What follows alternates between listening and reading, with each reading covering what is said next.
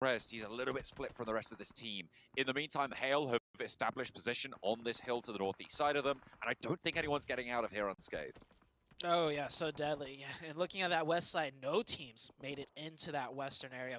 FaZe and Kanina Power will hold down everything. Udo Lions got close, but they did end up taking a shack along the roadside. Next circle coming out, and it is going to go into that dead zone towards the west. Kanina Power, surely now they'll probably think about grouping up. But man, it's still the same thing. Not many teams will find spots to play. There are some shacks scattered around, so I imagine we're going to see teams full sending some shacks here. Kanina Power going to hold those central shacks. In the meantime, Nextruya trying to conclude their fight, but so are Inko, and Nextruya definitely taking the L on that one. Inko able to keep it together with 3 players. They lost Nenebeche earlier. Oh wait, hang on a minute. No, they got it back up. Got revived. I take that back. I thought he would have gone down there to the 7th element angle, but no. All 4 players from Inko. They are fighting to stay inside of this top 11 spot. They'll have to go a lot further this match, though. Picking up 2 eliminations down in Primorsk. They'll need a little bit more. I now am looking at Kanina Power and thinking, if they can't do it here, they can't do it anywhere. They should, by all rights, win this game, but we've seen that they have been a little bit lackluster. Can they make it work right as the close comes through? It might even be too little too late, because they're 39 points to the 96-point bubble. It's just too far, even if they're able to take it. Yeah, Kanina Power needs to win this game. As for them winning the game off that position, I'm not sure. I mean, they're in a great spot in center, but they have no control. They're surrounded by hilltops. On the south side, Udo Alliance trying to take one of them, and then on the north side, FaZe is there, along with Morph. I think Morph did just full send the shack with 4 players. Shots coming down from Hale on the outside. 7th element getting cut down here. Udo Alliance in a great spot to gatekeep both of these teams. Everybody on this north side starting to be cut down. You can see the picture-in-pictures starting to go through. 7th element crossing the open ground with T24OP, actually doing a lot of damage to Hale, as Hale will completely be eliminated there. And T24OP keeps it going for 7th element. They have 3 points this match, but they won't be able to get any more as they are put down by Inko. Nenebeche puts him to sleep. They're up to 4 eliminations. Hop in the vehicle, get on forwards, but they've still got Duxan to their east side. You can see them just off there as they look to cross. Udo Alliance will be ready and waiting for this push. They're going to have to crash right in, and that is exactly what they're going to do. Getting very close to Udo. No fire just yet. Maybe Udo Alliance thought the fight was done after they took out the other team, but now with a 4-man squad of Inko knocking at your doorstep. Oh, Vitaly goes down to the play zone, though. So just a 3-man squad. Still a deadly squad. Inko definitely got their blood pumping after the first game. They may have not won it, but that Sandhawk was very good for them. Pushing Udo Alliance further away into the no man's land. Barely any cover, some rocks, some trees. That's about it.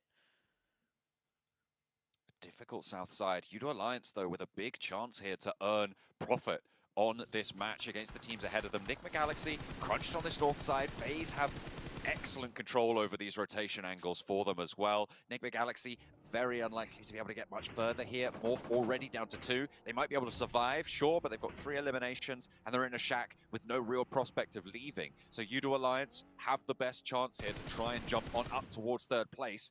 Enigma Galaxy trying to sweep around this eastern side as Nongshim Red Force take a couple of shots, but a reposition comes through. Enigma Galaxy just going to try and position themselves into this next circle. Yeah, next circle pulls down further to the south. So many teams on the north, northeast not in the zone. You can see that now. FaZe is in a great spot to take that hill. As for Enigma Galaxy is going to be caught in the middle of everything. They should look to third party this fight going on in the picture. STE versus, I believe this is NB Esports. NB Esports doing a great job right now. Finishing that off. STE down to just maybe 1 or 2 players. Just the one, I think, of 33Z.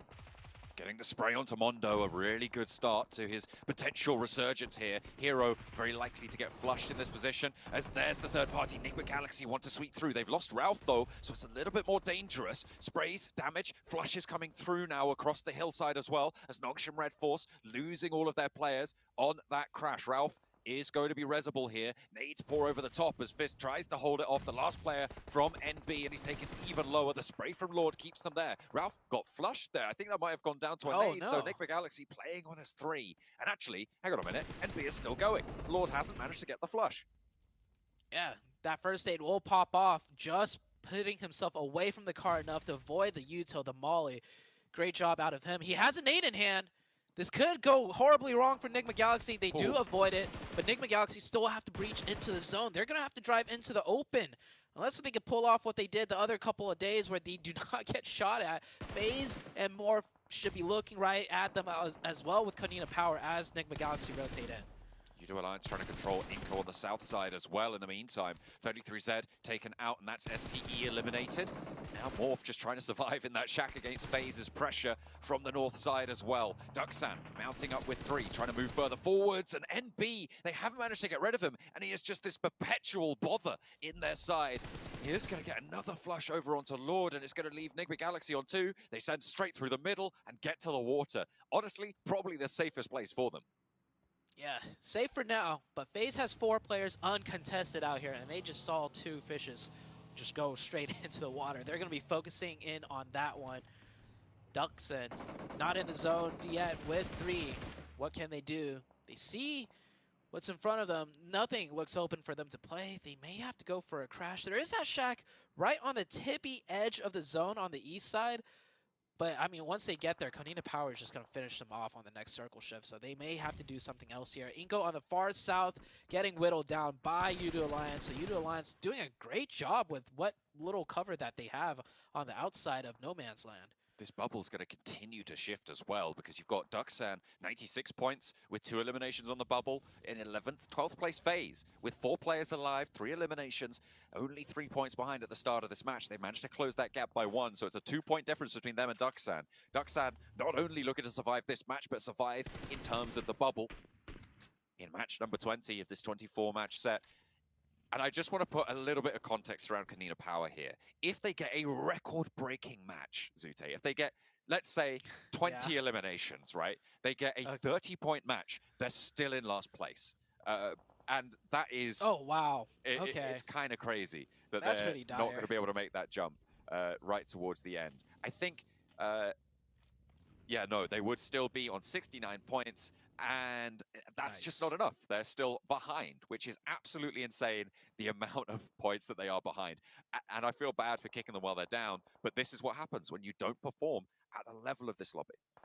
You know, when you said a 30-point match, I was expecting the follow-up to be they will be right at the bubble. No. But no, it's still last place. Wow, okay, yeah. I that's one way to show how bad they're doing in this tournament. But the circle has shifted. Duxon should go down here. Yeah, nowhere for them to go, nowhere for them to play. Inco, that's not even in the next zone.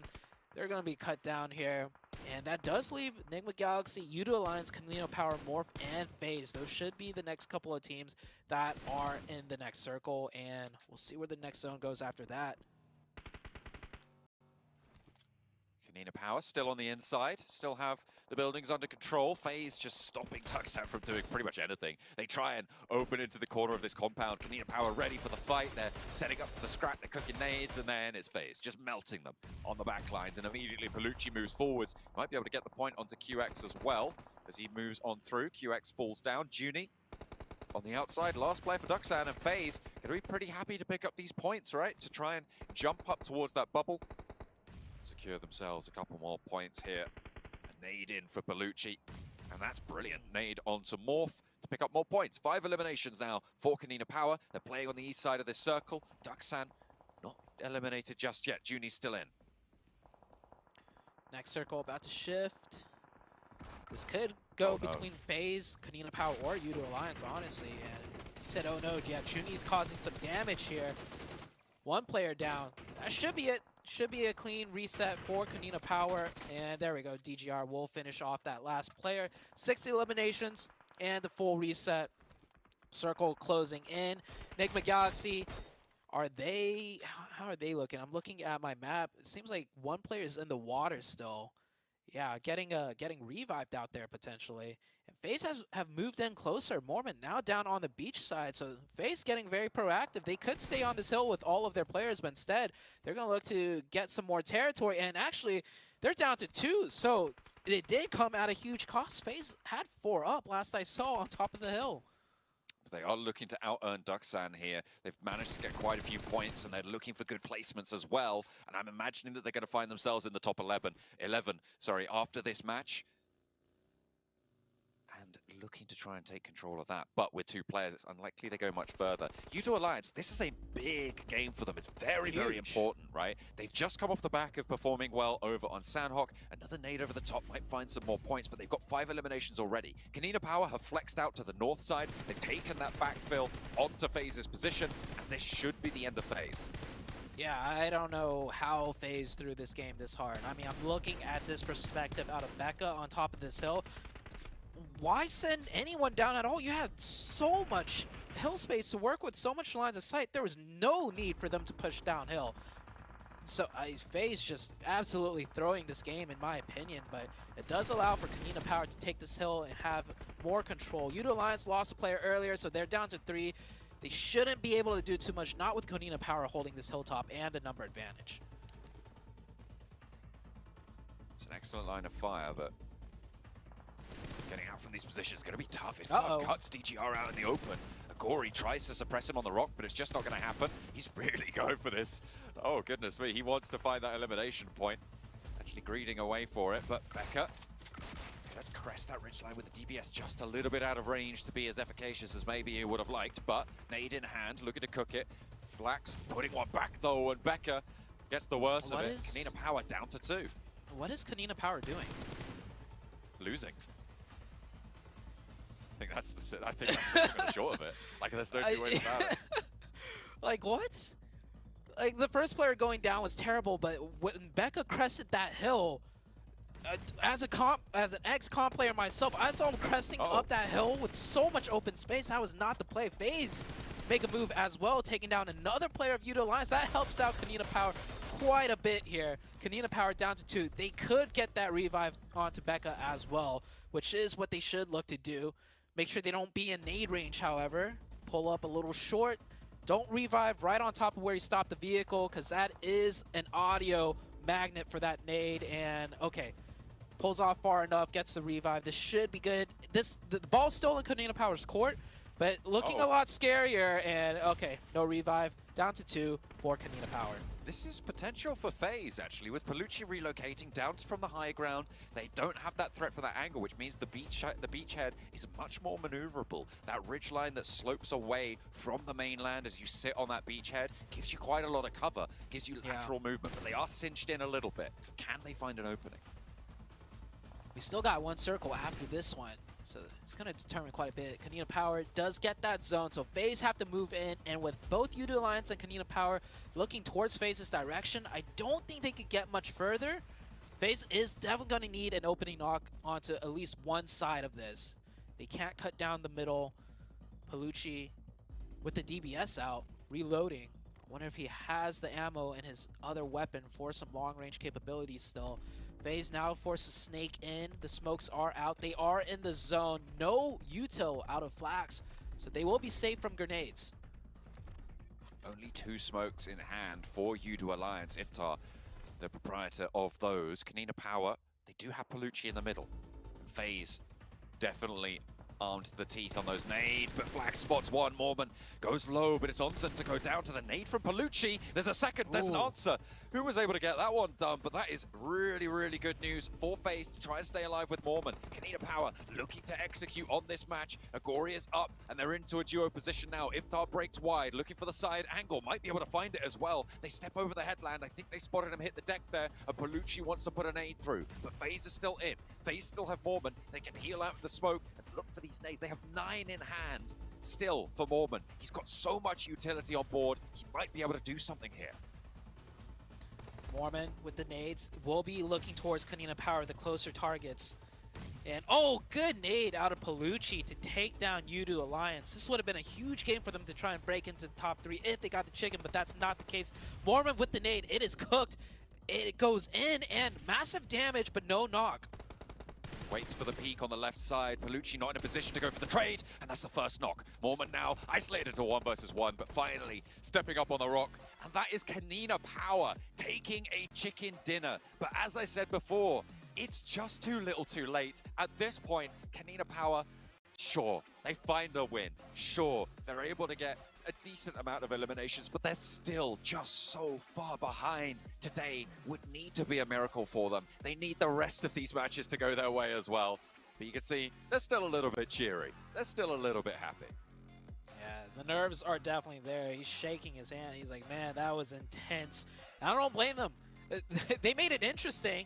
That's for sure. With 4 up on the high ground, I thought like, oh, this is going to be a very smooth sail, you know, of a game in. Not too much hype to be had here, but it got close. Palucci with 6 elims, the MVP, 869 damage.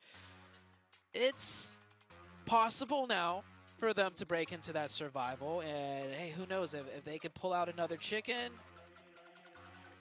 It's still going to take a bit because I just remember what you said, 30 points still leaves them in last place. But hey, what better way to close that gap than with a chicken dinner in the second game of the day?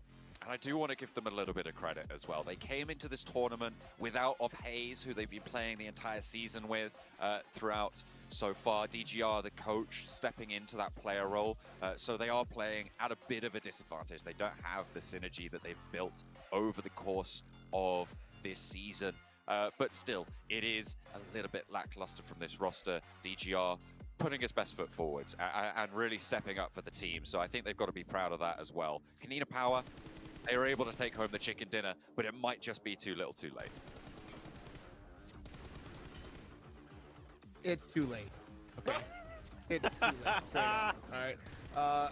Kunita Power, congratulations on getting this chicken dinner. And this is like one of those side effects of the last day that I talk about all the time, right? Is on the last day, the teams at the bottom, they have nothing to lose at this point, right? Like, to be honest, Kunita Power could win every single game and still not make it in. Like, that's how behind they are. But when you don't have anything to lose, you finally start playing your game. We've seen this happen time and time again, Cameron. Yeah, and honestly, it's FaZe that helped gift Konina Power that victory because, as what Zeus was saying, they had that high ground. There really was no reason for them at that moment to try and go down to the beach side. There was no way that crate was that valuable towards them. I understand that hillside was not going to stay in the zone forever. They would have to leave eventually. But then, like, keep someone up there to have that high ground angle, high ground advantage. The way that Konina Power just instantly spread out and took all of that zone, that was the only way that they were able to win because they still got so close at the end, so much back and forth between Konina FaZe and Alliance. It could have gone any which way. You know what? The hands were shaking. The hands were shaking after the chicken dinner. Regardless, I mean, you got to give it up for Konina Power making it this far in the first place. And at the end of the day, that experience, right? That experience of being able to get a chicken dinner in a stage like this is something you got to definitely walk away proud from. And hopefully they can learn from it, right? And maybe next season come out a little bit stronger, Seven. Sure. Yeah, I agree with you. You know what? Let's move on from Kanina Power because they are dead last. So let's talk about Alliance because that's a team that we're hoping that they will try to make a push towards top 3. With this performance here, I mean, it's not going to put them at top 3, but it is going to close at least a bit of a gap because Morph, even though Morph has been getting those elims, they have been getting eliminated early on. As you can see, there are 5 points for Morph on the right side. And then Enigma Galaxy, I'm enjoying what I'm seeing out of them. They fully send it to the water. But you know what? For this, at this point for Enigma Galaxy, as long as they continue to get those points, as long as they don't end up with those donut goose eggs matches like we were seeing yesterday, that's going to keep them within range of Morph. And hopefully they close the gap here in the next couple of Aaron Girls because, man, I cannot wait to see what Morph is going to do today when we hit him here. Man, listen, if Alliance were to win that match, which I thought that they definitely had a decent chance to be able to. I actually thought for a moment that they were in the driver's seat of that end game. If they were to win that match, I would be fully on board with what you're saying, that they come up. However, they missed out on about 12 points or so by not winning that. So sure, they're getting the points. They got more points than Enigma. They got more points than Morph. But we're running out of rounds to play. We only have, what, 4 more for the day? And, like, there's a time limit here. The candle is burning. You say 4, I say 2. They only have 2 more matches for them to even try to catch up. Because once we go to Miramar, it's going to be a completely different story, at least from what we've seen in the past so far in the first 3 days. Who knows, right? You may even have teams at the bottom just have some fun. Next, Ruria might just start being the next team to get a chicken dinner with how things are turning out today. I'll tell you what, though, right? After this one, that gap between Morph and Enigma Galaxy was closed by 3 more points. So now it's only a 4-point gap. So I do like what you're saying, Seven, right? It's interesting because you only think they have 2 more matches. If that's the case, how do you want to see, Enigma Galaxy go into this next one? I want to see them continue to get those top 5s, and I want to see them being able to get those elimination points, because that's what this team has been able to showcase, at least from the first 2 days. How many? We're able to get those. How many? What eliminations? How many? Coops. I mean, I think he'll probably end up with a solid 7. It's a great number. Okay, that makes sense. I think if they get 7 eliminations, if Scoops gets 7 eliminations in the next 2 matches, I think we see this team in the top 3. What do you think, Cam? I mean, it's definitely possible. I actually am distracted by a message that John sent, and now that we see on the overall rankings is that STE are no longer safe. Nongshim have been getting those points. They have been, even though they've been going out early, they've been getting elimination points every single time. So they are still far and away. It is so unlikely for them to get knocked out at this point, even if they get donuts the rest of today. But STE only 7 points ahead of Morph. And yeah, it's 11 points ahead of Nigma, but like, that's not unsurmountable. STE need to try and avoid those valleys in performance that we've seen from them previously. They need to make sure that they get like something in these next couple of rounds.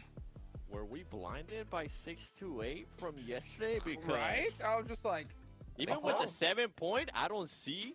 I don't picture it in my head. There's no. I'm feeling like Doctor Strange here, trying to find the right universe, the right path that's they're gonna be able to not be in the top 3. I just don't see it happening because it's such a strong team, right? But it is. I mean, it does come down to performances. And the thing why I was talking about Udo Alliance only having 2 matches when we go to Miramar, because it's not just Morph. I've also talked about how Enigma Galaxy has been able to put up some good numbers when we actually go to Miramar. And so far, I mean, Enigma Galaxy has been putting up good performances. It's not of the likes of back-to-back chicken dinners, but at least they did get a chicken dinner to start off with. They were able to at least get some points here in the last match. They just need to continue to do that, because I think everything's going to work in that way. And I personally have Enigma Galaxy being in the top 3 at the end of the day. Okay. All right. Well, you know what? Let's go ahead and, of course, give a shout out to our official smartphone sponsor here for the PMGC, and that's the Infinix GT10 Pro, a phone created for esports players. You guys want to go ahead and own some PUBG Mobile, go ahead and check out that GT10 Pro. Guys, we got a lot more action to go, so make sure you get your popcorn, get your drinks ready. We'll be right back after this break.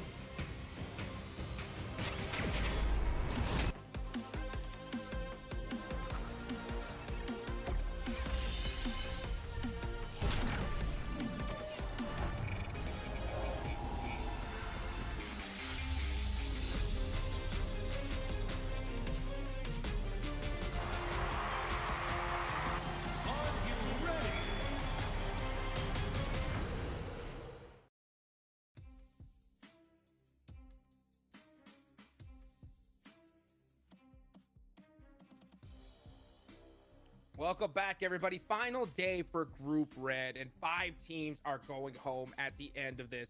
So, Cameron, I'm going to ask the question, right? Those teams at the bottom, the gap is getting pretty big, but it's not impossible. What do you think they need to do if they want to go ahead and cross that gap and make it into the survival stage? Oh, I mean, if you're talking about teams like 7E and Hale that are still like 15, 16, 20 points behind 12th place, not even 11th, which is out of the danger zone, 12th place. They need to come up with like multiple good rounds. And unfortunately, as we all know, like we never talk about them because we don't really see a lot out of them at all. They're not even quiet killers. They're quiet diers, unfortunately. So we just need to see them winning more fights. Again, back to like the bare bones, bare basics here. All right, well, let's see if they can get it done. They're going to have to put out those good rounds right here and right now. Let's go ahead and take it on over to our casters. 5 matches left now as we go into it. Wait, hang on a minute. Fewer than that. 4. Fewer. I'm all the way back at the start of last game. For goodness me. I know you're cheering for Kanina Power and Nexuria, and you wish they still had 5 more to go, but no, they don't. It's getting. We only got 4 matches now. Yeah. Wait, is it 4? true. Yeah, it's 4. Yeah. We've got the 2 Erangels, the 2 Miramars left to play, and absolutely, you know, I given up on Kanina Power with that last match from Nexuria. I'm almost given up on them entirely as well. Of course, it's mathematically possible for both of these teams to make it in together as well, but it's so unlikely. It doesn't even really bear thinking about. Playing path from that east side on the north, sort of over Yasnaya down towards South George, so pretty chilled out. Military base kind of the only relatively inaccessible part of this map, so we'll see if Inco got a reposition there all the way up to Stauber and Kameshki. Yeah, some alternate drop spots will be had, but I'm sure we've had this plane path before, so teams should know where to go. We might see once again like a quick little interaction around the vehicles. Maybe might lose a player here, but shouldn't be anything too crazy. It comes down to that first circle once again, and man, the circles on Erangel, I don't think we've had a single repeat circle. The closest we've had is like it starts off in this similar like area, but then it shifts into a completely different type of area, like the battlefield, and that's a very hard eastern circle. I don't think we've had one this far east. The last time we did, it pulled all the way back into Milta. So I don't think that's going to be the case here, but we'll see. Yeah, it was some really, really tough south shifts on the back of that position. I think it was STE who were able to win that one out with some nice manipulation on the south side of Milta, but it's unlikely that we're going to see that again. Nexuria, they're on the chase. They see a player. They know he's dropping. Are they going to be able to run him down? He's in the shack, just about saved. He's already taken a lot of damage. I think they were able to land a shot or 2 over towards him. Are they going to be able to run down? No. Allian, there's a weapon. He's going to be able to pick that one up. Frozen has to get away from this. Yeah. After those shots, you better drive off. Oh, this was close. It was a good attempt out of Nexuria. We saw Nexuria camp the bridge in the previous game onto Inco, and I think Inco spotted it out, right? Inco always takes the safest bridge, and that would have been the blue zone, not the one that was in zone. So Inco being very heads up, avoiding that fight, and then eventually ran into them, right? And just demolished Nexuria regardless. Dokuma picking up the bike, getting on for some more loot. As they just gather their vehicles for Nexuria. Nigma Galaxy, they've still got Duxan fairly close by on the south point of Pachinki. I don't know if they've taken shots out that way, but they're going to be chilled out for now. Looks like nobody apart from Seventh Element have really taken any damage to this point, so it should be nice and calm for the time being. No real big scraps over any vehicle locations, and everyone seems to have spread out quite nicely now. This is that hard eastern circle, though, so very soon we will see those quick rotations. And based on the way the last game played out, we might see a couple more teams try and get center of the first zone, seeing as how the hard shifts are very deadly.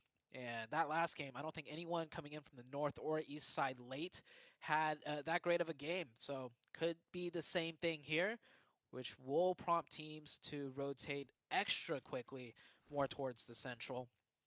Taking a look at the map, though, one thing that does... Actually, nothing really stands out to me. Everybody is still just in pretty much the same drop locations besides Inco. So we'll see how things change up in the coming moments. Intense game, just looting up through Lipovka. Nothing super dramatic right now on this eastern side. Might come through in a little bit, though, with the push down the coast. FaZe, South George split with Kanina Power on the North George position. They have both been looting these locations for a while, though, so they should be aware of these spots, of these rotations that they'll need to make. As you said, we have had a southeast circle before, so those early rotates should have been researched, should have been known fully by both of these teams. So we'll see the paths they take, the progression that they can make as well to get on that east side. Morph dropping all the way in Milta Power, and they look to condense continuously towards that eastern side, playing on that mini Milta Power as well over on that eastern side. Here's Nongshim Red Force, the first team to really make a rotation. We'll see where they set up at very soon. This is a great circle for Morph as well, currently in 3rd place. They've been doing good, just not as good as Nigma Galaxy. So Nigma Galaxy has been closing that huge gap that was at the start of the day today. And not only that, STE have been chased down a little bit as well. 7 points ahead of Morph and only 11 points ahead of Nigma Galaxy. It is dangerous, where perhaps they wouldn't have wanted it to be on the flip side. But next Ruya have spotted some of Nongshim Red Force and taken some shots, not getting any knocks though. XZY gets his head ripped off there by Yekta, who continues to spray out into that smoke. This is a good lineup. The rest of next Ruya not quite in a position to go for some response, but you can see backup is starting to come on through. And they have put them into the buggy. And next Ruya might just look for the push here, but they're hesitant. They haven't regrouped. They're not going to go for this push. They just want to suppress. And Nongshim Red Force are going to be allowed to get back to their feet. Yeah, at that point, once they regroup into that building, that is not a building you want to lay siege to. Not an easy one. I don't know if next Ruya just didn't have the capabilities to respond more quickly, or if they were hesitant, right? I saw one player trying to get a little bit closer with a vehicle of some sort. Yeah, he does. Oh, I think he might have stuck that. No. Yeah, I think next Ruya, if they were a little bit more confident, could have made something happen there. It seemed like it was just a tad slow and hesitant. Yeah, they didn't have that clean call. They wanted to hold on to the rest of Milta out to their western side, it seems like, with players at the back just not quite responding to it. Could have been a really nice team to get rid of as well, because they're going to be playing in your local vicinity. They're going to be competing for those rotations. So kind of a dropped ball, but then again, that's kind of the story of next Ruya. And yeah, I don't think that we're going to see much adjustment, certainly. Inco, close rotation to Udo Alliance there, I believe that is, over on the northern side, and they're going to start to push down. So now, intense game, going to have their work cut out from them near Lipovka. we have Nigma Galaxy doing their rotation here. They're just taking it slow for now in the first zone. I've really never seen Nigma Galaxy do a hard rotation on the very first circle. They're really good at waiting, taking their time up to the 4th circle, and then they either just gunshot it straight center, or they just know how to play the map from that spot with every circle shift and then play the edge. So a team that's very dynamic in their approach to these zones. We'll see how this one shapes out for them, but they've been doing great today, way better than yesterday. They'll have to keep it together though, because the chase is still on. The game is still afoot, and they have to keep up that pace. Udo Alliance with Flax in danger right now. NASA giving them trouble, and Flax gets taken down. That's a really good spray coming through from J7 to keep that pressure up. And immediately they go in for the flush. This is what we wanted to see from next Ruya. Finding a knock, going on in. Sure, you're not crashing onto a building here. It's a little bit more open, and you know the player's isolated. Was it? Was it? It was taken away by Intense Game.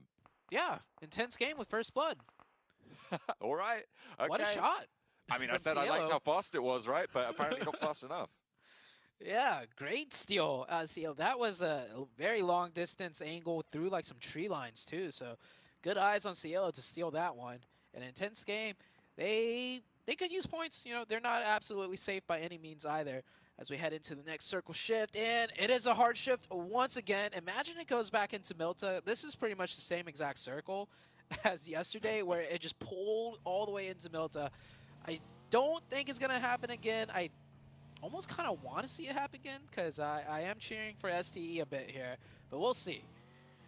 Playing on that west side is going to be pretty devilish. I like these positions around the outside of Milta Power. There's a lot of open terrain spots that you're going to be looking to play around with. There's some really wide rolling hills, a lot of flat terrain in this area, a couple of ditches that you can kind of play to your advantage, but it's all about zonal control in this spot. If it goes away from Milta, it's the hill and the flat areas around Milta Power that are going to be the most interesting features.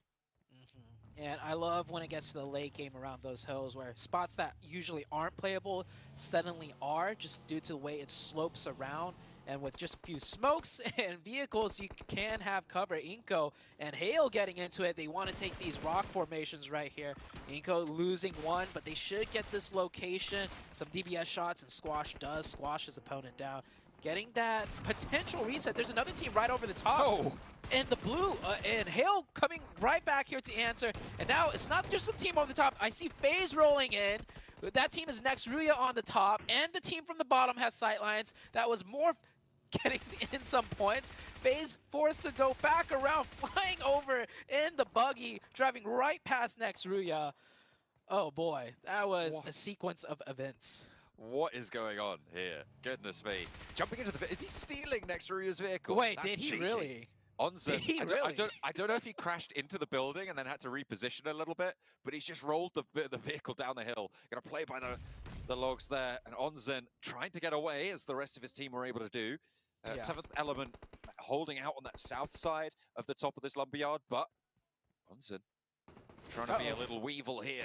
Yakta has spotted him. Behind the tree trunk he goes, repositions over to the logs. Did he think that the other tree trunk was the wrong one? I think he might have done. Yeah. That's unfortunate. Onzen does go down in the meantime. Yeah. They still get the knock. I guess with the adrenaline pumping, he forgot which tree stump he had the opponent pinned under. It does not matter, though. They get the point, and the bigger question is, under pressure, Onzen, did he just drive into the vehicle? Or not the vehicle, did he drive into the compound on accident? I think that might have been the case. And with that sequence of events, let's take a quick look at what actually happened. So Inco are out, so is Hale, who picked up the points. Scattered in between NB Esports. I think Morph picked up one there as well on the northeast. And things will settle down for now as we head into the next circle. STE taking up that same 2-2 split that they won the Milter game with previously, but we're going to be denied that opportunity. We're going over to the hill. We're going to be playing on that east side of the hilltop that sits with that lumberyard right on the top where we saw next Ruya holding down. We've also still got Milter Power in there, so those open grounds where Nongshim Red Force sits, where Morph also have taken a little bit of control, they're still in play. Enigma Galaxy pushing onto a compound now. The Wizard Tower, a split defense of 7th Element. This could work in huge favor for 7th Element, yeah. Taking this tower is not easy, especially if the defense is set up correctly, and that is what it looks to be. Enigma Galaxy eating some casualties here. Coops is still up, going for that revive. And 7th Element, not the strongest team, so I think Enigma Galaxy could recover from this and actually end up winning this. And a great knock out of Hyper, the third party, but also getting third party onto Enigma Galaxy as STE, and that is one team you don't want third partying you. No, they are the professionals when it comes to this third-party game. Freak, though, has a little bit of cover from the angle, but I don't know if he's going to be able to crawl it out. Coops down, though. They go solo into the top of this Harry Potter tower, and it just doesn't go well. The flush for Goku Bot, that is a misstep for Enigma Galaxy. You don't go in solo into that scenario. You have to have at least two, but then it's dangerous. I'm not entirely sure what they were trying to make happen there, but whatever it was, it didn't work. I mean, Coops almost won that fight. If the Goku Bot didn't go prone and dodge a pump of that DBS, it would be a completely different story. And sometimes you just have a feeling you have to time that push when the opportune time is. Maybe he heard a grenade pin being pulled. But either way, Enigma Galaxy is not for long here, down to just Ralph. Enigma Galaxy, when they go for these earlier rotations and they meet opposition, it just doesn't seem to work out. So far, it's either they full send and the spot is open, or they play it very slow from the edge and just get a lot of eliminations and points along the way. But whenever they crash in and the opponent's there, no success. 4 points, the gap between Enigma Galaxy and Morph, but right now Morph are in a fantastic position compared to pretty much, well, basically everybody else in this lobby. Enigma Galaxy not going to be allowed to earn any points this match. Means that Yudo Alliance have a chance to jump up as well. Yeah. But they're kind of isolated towards Prison. However, the hills around that area only really have one major team holding on that north side as it slopes down from that lumberyard. You've got NASA to worry about, but if they can handle that, they might be in with a chance to try and leap from Enigma Galaxy and chase down towards Morph. Yeah, the big problem, though, for Yudo Alliance is more so the fact that they only have 3.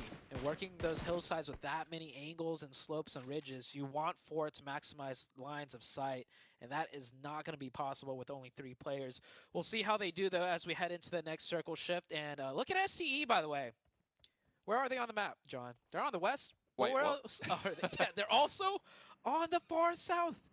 Now, I'm not saying it's a good play, because it looks like they are running into Duxon and might lose 2 players for no real reason, as no, they're going to drive back, and They're fine. I mean, they're getting a lot of info and opening up a lot of option plays. So that is very heavy-duty scout work, if I say so. That's kind of crazy. I was looking at the west side lane like, oh, they're really tightly packed together. I can only see 2 dots there. And then I'm like, hang on a minute. They're all the way down to the southeast side. Goodness me. You're right. That is really fast scouting. Not sure I like that. Did they just lose a player to the blue zone? I think they might have done. Oh. That's bad. Oh, no. Is Sunan Bandages? going to go down? Oh, He no. only He's has- got the yeah. bandages. Does he have time? The bandage is just about going to top him up, but it's... Oh. This is the worst scout I've ever seen. It's This is the terrible. worst. Why would you do that? They made that choice. They did that to themselves. That is awful. Oh. Like, why? What is going I on? mean, I'm sure they caught some bullets too out of Dustin. Okay, but like, But yeah, no, yeah, I'm with you there. Like, even if it hard shifted to the like east or southeast, it's like, well, I have there's no no words. justification. No There is no justification. reason. Exactly. I mean, I don't know what they were thinking. Honestly, they were in such a good position to secure their spot in the top 3, right? But now they're playing as 2 outside of the circle on the west side. Udo Alliance are still alive. And Morph are going to try and overtake them as well. Udo Alliance, luckily for them, running into Morph. So potential to keep that top 3 as it is, but that's just not what you want to see from a top-performing team. Udo Alliance, however, might be looking to rack up a couple of points here against Kanina Power with the first not going their way. Potential for a second as well, but Palucci eats the majority of the damage. I think Kanina Power, yeah, they're just going to give up on that one. Players 3. Yeah. Oh, losing Palucci, arguably the best player for the day so far out of the team. They're going to lose 1 and looking to lose more as they push right into Venturas here. Venturas pops off some shots.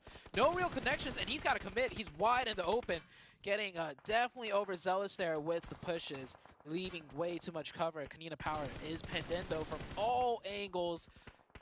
Maybe they can... Nope, they can't reset. Mormon coming in with the nade. That is Kanina Power out now. Oh, I can't believe they ruined their chances of getting to that bubble with that nade. Goodness me. That's what did it. Nothing else. But FaZe, yeah, they're going to be playing from that northern side. They did manage to jump up quite far in that previous match on that first Yeah, they Erangel.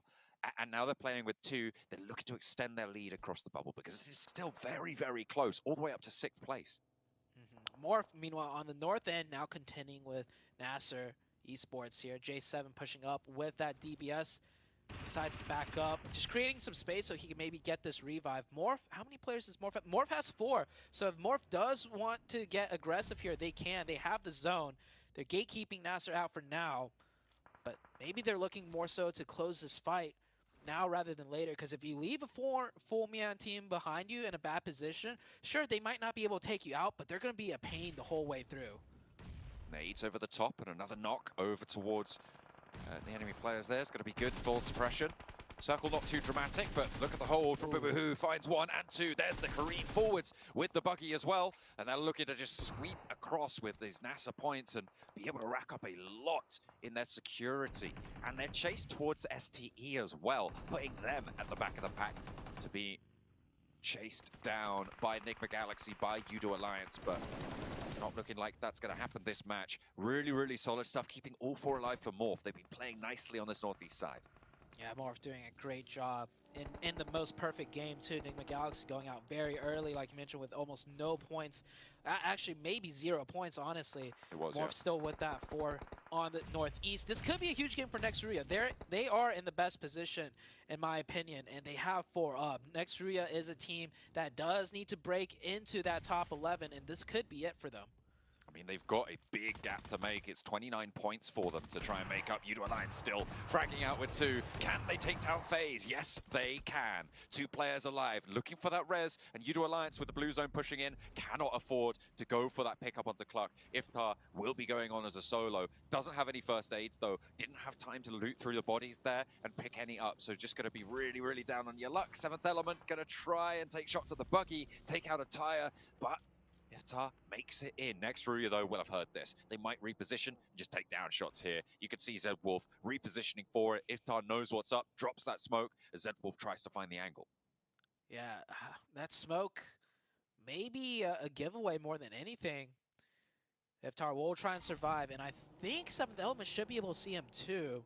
that Wizard Tower does give them some line of sight. Here comes Nongshim Red Force, finally having to make a move. They came here very early down in the hard southeast with the zone pulling away. They are forced to push in into Morph also. A big team here for them to contend with. This is quite a wide swing, playing for this northeastern side. A team at the top facing off against Morph, who, with a good game, could feasibly catch Nongshim Red Force at the top as well. It's looking like they're going to be able to overtake STE, but can they do even more potentially this match? If they take down Nongshim Red Force here, the stakes are even higher. They might jump to first if they can get a good game. 16 points the difference, and the first knock goes their way. Boo-boo-hoo looking to move forwards, has backup as well. Spots the player close by, but the nade is perfect. The burn is there, and Morph are starting to fall in response. Nongshim Red Force holding it down, but players are starting to fall on both sides. Sport are so low, but able to get this first aid. A turn around the corner, and Tizzy is down. Last player to stand now on that forward position. Can they hold it through? Can they hold the angle? Sporter with another nade. Yoru is there. No. The shotgun rains through the door, and Morph are now down to one. Just Rocky to survive. All he needed to do was just wait a little bit. Rocky was there. Rocky was getting the reset on his team. He did not need to press in through that building. The adrenaline maybe getting to the best of him. If he just stalled, that would have been a full reset for his team because it was a 2v1. Sporta was the last one up. He could just stall, take the 2v1, back up, wait for his teammates to get revived. That was a huge dropped opportunity, in my opinion, for Morph.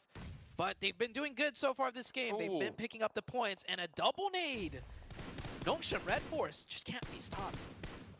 They hold Morph to task, and that is really good news as well for the teams chasing it, because Morph have been slowed on their extension. They should have had one of the best spots here moving into this next circle, but both of these two teams now going to be denied that opportunity. A really good holdout for Nongshim Red Force. Despite losing two of their players, they stop Morph's progression. So in the long run, in the tournament game, rather than just in this match, it's a good result for Nongshim. Definitely so. Circle popping up right in the middle. Next Ruya is the next big team that really has to make a move. They do have 4 up. They could contest 7th Element's position here.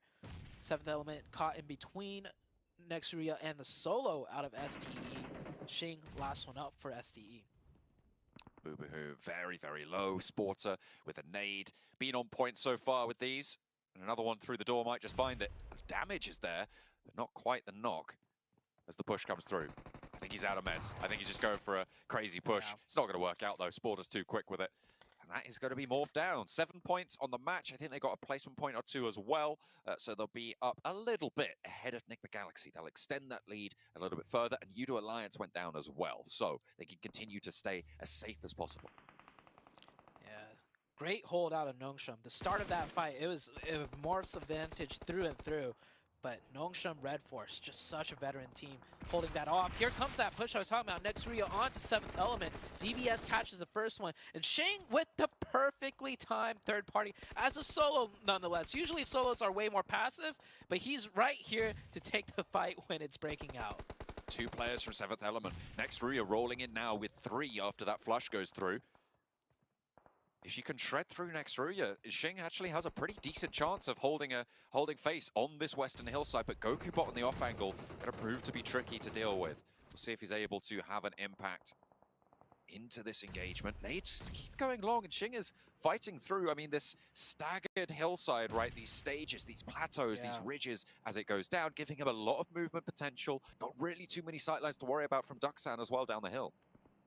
And notice where he's throwing the smokes. He's not throwing it on top of him because that's just going to attract the util. He's blocking the lines of sight and throwing it away from him. He gets further into the zone.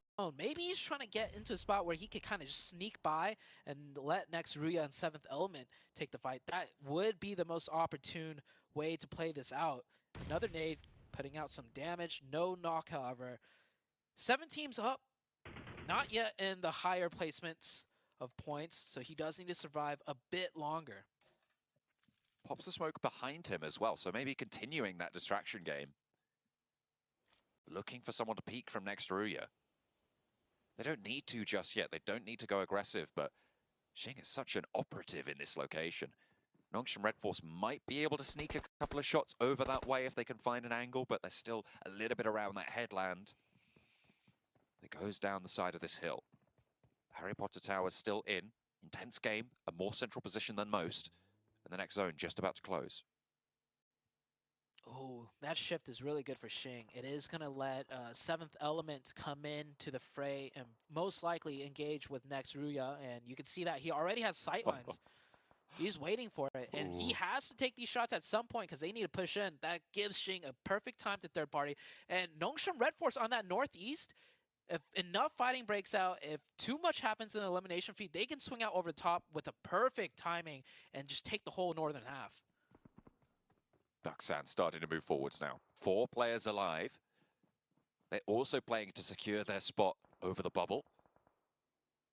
I think they've spotted 7th Element, QX. Putting some damage through that T24 OP. That was a stun grenade, but he stunned himself. Xing is there. He steps up, goes for one, doesn't take any damage in response, and he's there. He's lighting them up from the sidelines. He needs to go down for them to move forwards, but he's still holding out. A lot of damage sent back his way, but that's going to allow 7th Element to step up. And next Ruya are this way and that way, and they don't know what's going on. They need to be on the swivel more than this, but GokuBot steps out into the blue, most likely going to go down here as Ducksan step in, and Xing is doing so much on this northern side. Xing the solo. Next Ruya still alive with 2. Looking at the right side of the charts, yeah, well, next Ruya got really lucky. I think 7th Element just way too hesitant. If they just pulled the trigger earlier, they could have taken a more isolated fight against the north side, but Ducksan now coming in, looking to clean out next Ruya. They don't know about Xing. Xing is just silently scooching away right now. Like, yeah, I was never here. He's thrown down the smoke bomb. He's whipped the cape around and no one can see him now. Goodness me. XZY takes shots down the hill over towards NB, but their position's now known and nades are starting to fly. 2 players forwards for NB. They're playing 2 and 2, but this is the backstab coming through from McGrellan as well from Intense Game. They're right on the edge. XZY goes down, but it's traded off. Sporter still holding things down for the roster. As Judy steps up, another player from next Ruya falls. As Ducksan, they're moving in. They have all 4 players alive. I feel like this might be too much for Xing to handle. He's been blinking away as a third party for a long time as Nongshim Red Force fall down at the top. But this is surprisingly stalwart for Xing for STE. I love what just happened. Every team was engaged in angles and fights. Meanwhile, the king of third parties finally decides to not third party anything. And Xing just scooches towards the center of the map, completely hidden from sight from everyone. It's just like that, my work here is done, and just sort of magically just disappears. He's like, haha, I'm forwards. 2 eliminations, 4th place. This is a great result for STE in the position that they held. Yeah. With 7 eliminations being taken by Morph, they did need to keep this gap alive, and they're doing just that. Big game for Ducksan coming out here, though, with 4. They should be able to close this one out. Xing could be the next one to fall. I did catch a glimpse of where he's at. It looks like he's in a really big divot. And with the way the circle's closing, potentially intense game will have to be in line of sight first onto Ducksan, which means Xing could get a top 3. As for NB, NB should finish out second here. Yeah, Xing in a deep ridge line. If he gets found out by Ducksan, he will certainly be done. Not much he could do from that position. McGrellan might spot him as well from Intense Game, but the push forwards, this crossing should spot Xing. Are they going to be able to look down? Are they worried about this location? I'm not sure they are. I don't know if they've scouted it. Still yet to take damage. It doesn't look like QX is worried about that angle either. So I don't think they've seen this. They're looking right at him. He's got the cloak of invisibility.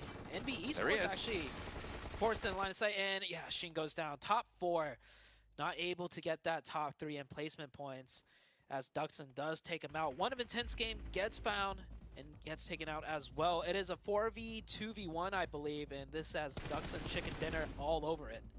I think he was underneath that log just there. I think that's where he was hiding. He stepped out to go for the trade, but Binny was able to win the challenge. They weren't looking at it though before. I mean, obviously they just didn't see it. So good news. But this is Ducksan looking to try and take home a chicken dinner here. NB been valiant so far. 4 eliminations on the cards for them. The nades over the top. They do still have quite a few. If Ducksan eat too many, there's potential, but they don't have the center of the circle, and it's looking great for Ducksan. Yeah. 3 nades thrown right there to make some space to move up a little bit, covering ridgeline by ridgeline. Does need to conserve at least 1 and 2 to get that crucial nog. good spread out of MB. That's all they have going for them pretty much. But with Duxon with 4 and pretty much really close to that center, that deep rich line, they should be good. Unless Mondo hits one. Akaze actually from up top nails one in. Mondo really needs to follow that up, but used all his util, no connections right there. This could have been a win for NB if he saved some of those nades. Shots maybe, a Molotov to control that ridge line, give it a little bit of cover for Akaze's shimmy, but Mondo does not get those nades in time. The res comes through and all 4 players still active and a couple more nades in pocket for Duxan. They have this ridge line. They know exactly where these 2 players are going to be looking to play from. Akaze not really going to have too much of an impact here. Mondo steps out into the blue. You've got to imagine that denying the points at this stage is probably more valuable for NB. But they look like they want the challenge. They want to find a point or 2, get a flush maybe, and add to their tally. Spot the player out wide, but Mondo falls first. And Akaze surely going to go down very, very soon as well. Duxan close things down. They sweep up the western side. They take care of the Lone Ranger Xing, and the rest of the lobby soon to follow. Huge game for Duxon. This is a team that, honestly, all the teams besides maybe 4th and 5th need the points they can to be in the survival stage. So this is very good out of this team. And they had a really good start on day number 1. We haven't seen them since, finally making a little bit of a resurgence here. Intense game making it late into that match. They were sat in 12th place. Duxan winning this match. They were in 11th place. Inco didn't do quite as well in that match, so maybe they're going to be the ones dropping down. NB late, they were in 8th place with 103. It's a lot of these middle teams starting to get late into these matches, which is absolutely incredible. What a way for this final day to be progressing as we get over this halfway mark. We've had 3 matches now, 1 Erangel left, and a lot of these teams are really going to be trying to step up this pace because it is right down to the wire. Yeah, with the bubble being so close, there's going to be some winners moving up, and there's going to be some losers going down. And, I can't wait to see the leaderboards, because once again, there's some shifts coming out here between teams that you may have not really expected, but if you don't put in the points, you will be knocked down. Absolutely. It is still so close towards that bubble. It's rising and rising and rising. I think the biggest jump we had today was obviously that 10-point jump right after the first match, but it's been slowly creeping up a couple of points each time again as well, because each of these teams is still putting in their final effort, right? They have to try and make it forwards in order to survive into the survival stage later in the season. But for now, it's all to play for, both around 3rd place and that 11th place. Things are starting to really heat up towards the end of the final day of Group Red. You said it, John. Oh boy, Duxon getting a chicken dinner here at a very crucial moment in this tournament. Prior to this game, they were sitting right there at 11th place, literally sitting on top of the cutoff. After this game, though, they got to be feeling a lot better, Seven. They definitely are. I've been asking about a win from Noxian Red Force for a long time. Guess what? Duxon Esports, they were like, we're the South Korean team that we're gonna be stepping up here and actually moving up with that chicken dinner, which is good. Honestly, I'm pretty sure once we see the overall, that top 11 is gonna be even more compact. I'm pretty sure. I think Cam at one point he was mentioning in Hyper they needed to step it up. If not, they were gonna move out of the top 11. Honestly, Cam, I'm with you because we really haven't seen much of it in Hyper today. Yeah, they're slipping. They're slipping. We'll see exactly where they land when we go to the overall leaderboards. About the match ranking right now, 21 points for Duxon. Really good performance out of them. And what a chaotic circle. I mean, Milta Peninsula is never a fun place to play around, but especially if it's so concentrated in those trees between Milta Power and Lumber Mill. It's so hard to manage spacing, and so the fact that Duxon was able to keep so many members alive all the way to the late game just shows how good chemistry they had, at least this time around. Now, can they get any more going forward? Because even with these 21 points, I don't know how far away from the danger zone that has put them yet. So crazy to see. I kind of even was joking around about a next Rio win, and it's so crazy to see them end up in 3rd place as well. Intense game, put some points on the board. That'll give them a little bit more breathing room. But, you know, now that we're kind of done talking about the bottom, we'll talk about them some more. But I'll say at the top, Nigma Galaxy, 0 points here, Cameron. Yeah. As far as that Nigma comeback, this didn't really work out for them this time around. They were like close to the center here, right? This wasn't, I don't know. this looked like a game that they should have at least had a better performance at, right? And again, the chaotic zone for them to play around in, but the gunfight just didn't go their way. They just didn't win the fight. That's very, very problematic and very worrying going forward into the rest of this tournament. If they don't make it into top 3, if they go to the survival, like this trajectory that we're seeing them on right now, it's gotten so long looping into all the games yesterday that there's a possibility that they peaked at like the start of this group stage, and like that's it. Wild to see, wild to think about too, because Morph, right? They went out early, but they still put up points on the board, and you can just see, wow, now it is gone to a big differential between these two guys. Enigma Galaxy, you said it, 7, that it was up to them in Erangel, so that's one more here to go. How are you feeling about them going into the rest of the day? Not good. Not good at all. Not good. I had this team being in top 3 with the way that they played it there. I mean, you kind of heard Cam talking about him too, them not being able to adjust whenever they get a tough circle. I wish they wouldn't have pushed towards the middle of the circle. This is a team that needs to learn how to play that outer edge of the circle as well, because I feel like they could have set themselves up. They might have gotten just so used to day 1 and day 2 where they were getting away with some of the rotations towards the middle of the circle, that at this point they were maybe starting to feel themselves, start to go and send it, and then out of all the teams, 7th Element decided to stop them, and 7th Element decided to get some points for themselves. Ooh. And I mean, that's another team that I've been hoping that they can make a push for top 11. They really haven't been able to do much. They at least got some points there in that last match, but they also need to step it up, right?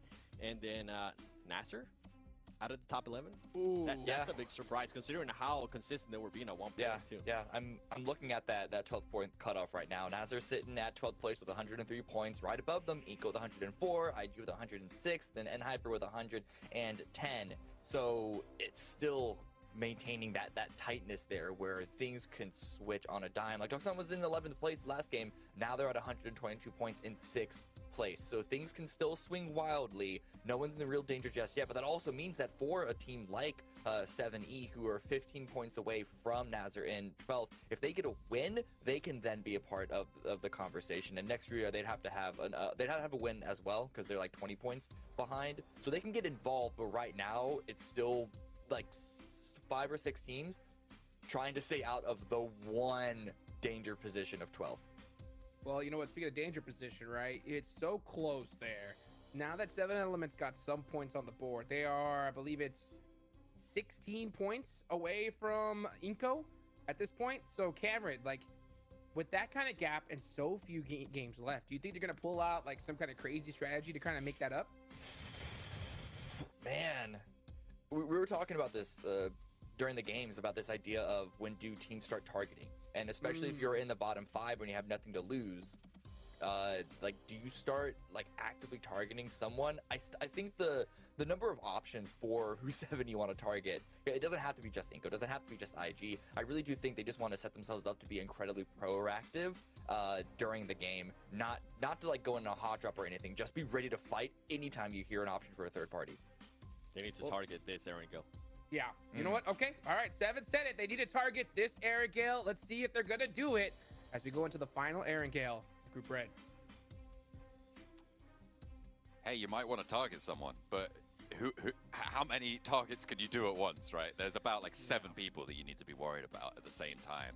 It's just so tough right now at the bottom of those tables. Just try and play your best game. I would suggest just stick to your guns, stick to your strats, try and figure out where it's been slipping up and mend those small holes. But it's really rough right now. We're going to the final 3 matches, and we've got about 7 teams competing for that bottom spot, that bubble to the survival.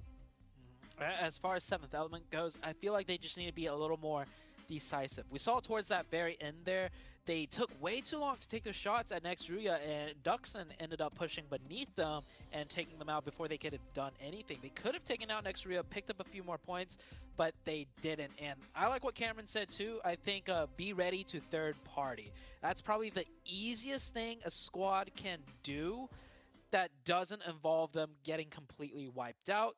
So if you need the points, especially if you're not in that top 11, third party is the safest way to go about it. Trying to pick up those points, just get the little scraps that they can really start to add up to as well, especially down low on the tables. The plane path gives access to basically the whole map here in a way that we haven't seen for a little bit. There's always been one sort of corner of the map where I'm like, oh yeah, that's probably not going to be viable to get to. But I mean, even up to Georgia and Zaki, which I don't think anyone's really going to go for, but certainly accessible to the northwestern side, pretty kind across the board. We should see FaZe head to George Pole still. They've gone there even when the plane path is further out. This plane path, very nice for everyone. We'll see where the circle goes. And are we going to continue the pattern of the circle popping up where we have not seen yet? So what haven't we seen? We haven't seen shooting range. That's one of the staple zones. Yeah, a Pachinki one. Where I feel like we've almost seen everything that Erangel has to offer besides those. We haven't. I don't think we've had a coastal finish yet. Coastal. I don't think we've had a coastal. Which coast? Like. Well, well, on any coast, right? I don't think we've had any cliff finishes. Oh no, wait, we did have that one. I think we did have one actually. I have to say that back, where it was right towards the end. But Circle goes a little bit on that east side, keeps a little bit of Sosnovka military base in there, but it's mostly on that mainland, centering on Potato Hill. Uh-oh, Morph. Cleon goes down. Uh-oh. That's a big one. That's pretty big for the standings, right? 168 points in third place. This is Nigma Galaxy, and to a lesser extent, Udo Alliance's now chance to open up a little bit of a gap. Morph playing on their north side. I imagine we're not going to see them until about phase 4 now, with only 3 players alive, trying to push in from that north edge. But that is a really bad start when you're defending that place. Yeah, that's definitely a blessing for Nigma Galaxy after their terrible previous game. Morph starting out with 3 should give them a little bit of sigh of relief. Nigma Galaxy, though, still has a lot of work to do. We've seen them just consistently fail when they are met with opposition rotating in. So if that doesn't happen, like if they don't meet opposition, great. But if they do, which is more than likely the case, you know, coming into these final stages of the tournament, they really have to be able to, I don't know, I don't want to say change something up. I think it's just the execution. They just need to execute things better when it comes to that. But it's pretty late in the day to find these adjustments, though. With 22 out of 24 matches in, right? It's very few opportunities to really bring that to bear. And even if you do make those adjustments, there's still that probability, that potential for you to just lose, even if you do everything right.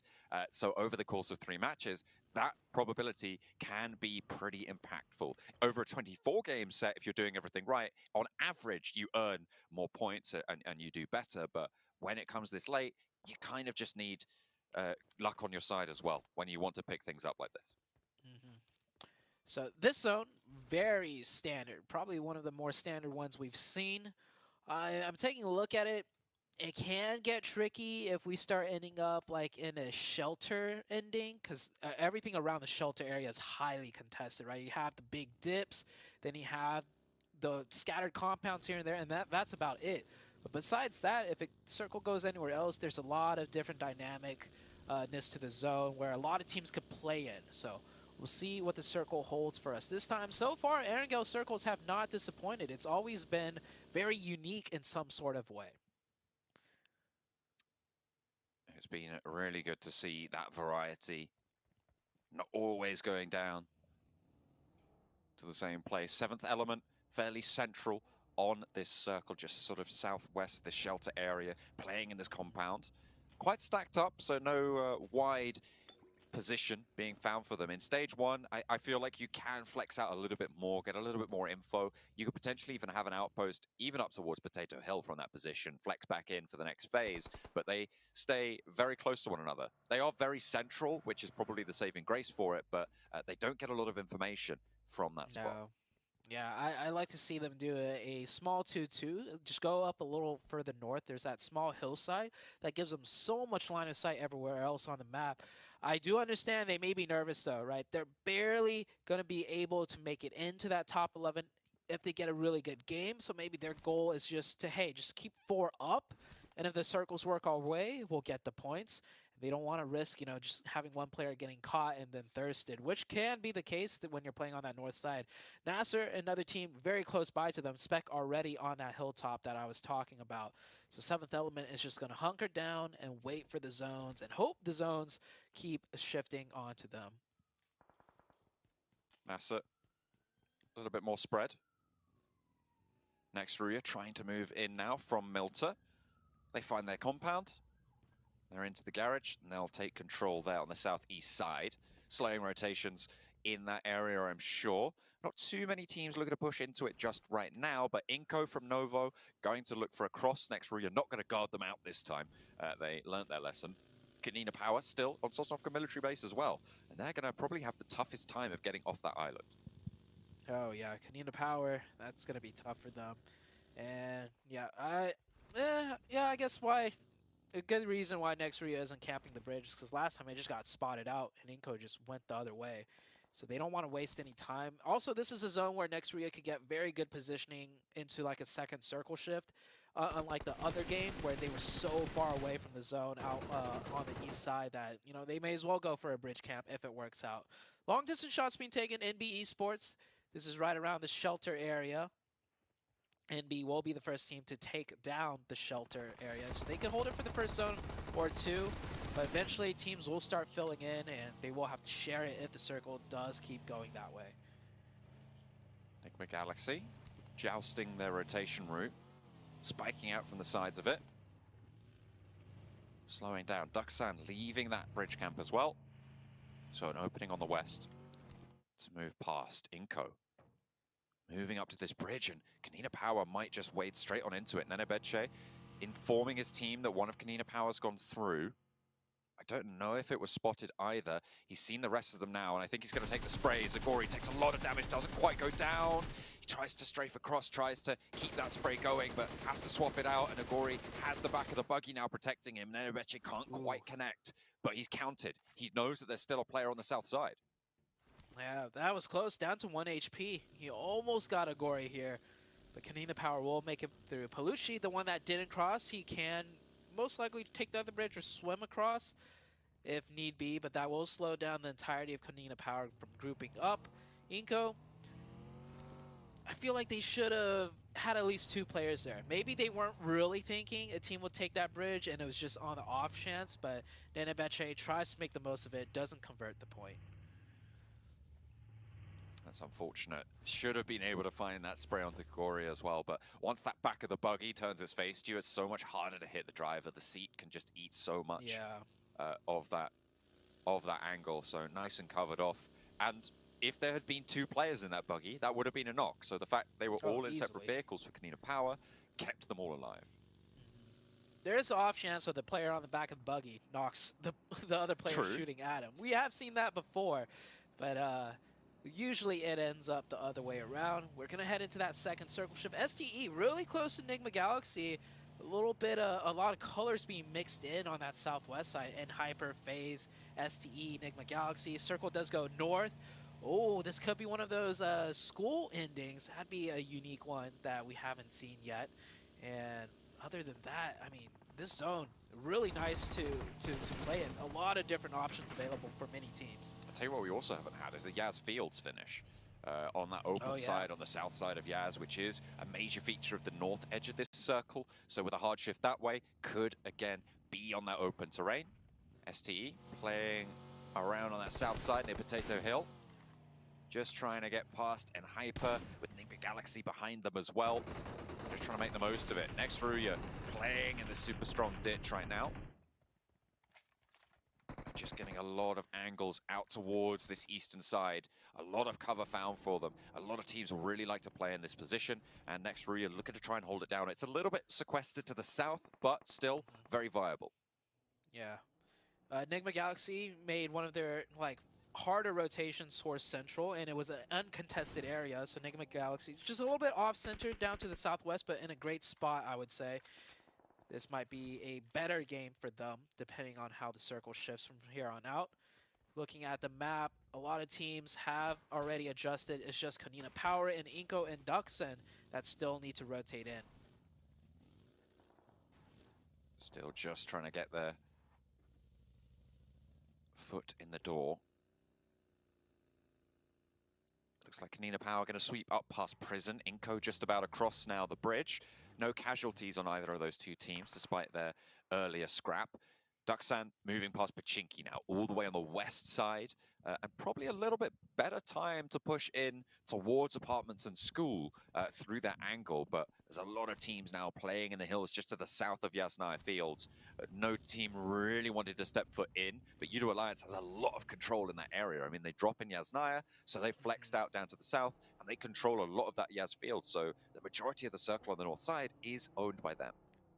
Yeah, huge buffer being created by the Yudo Alliance with that split. I like that split. It is difficult to hold, though, if the circle shifts towards them, because some teams will full send those ditches that I think each Yudo Alliance player are playing solo. So they have to be wary of a quick group or regrouping if need be. Hale, meanwhile, taking one of the hills. This is probably the best position, I would say, given the spot on the map. They do have sight lines and access ways to the rest of the map. But problem is, everything is pretty much taken, as you can see right there on the minimap. Everyone is right next to each other.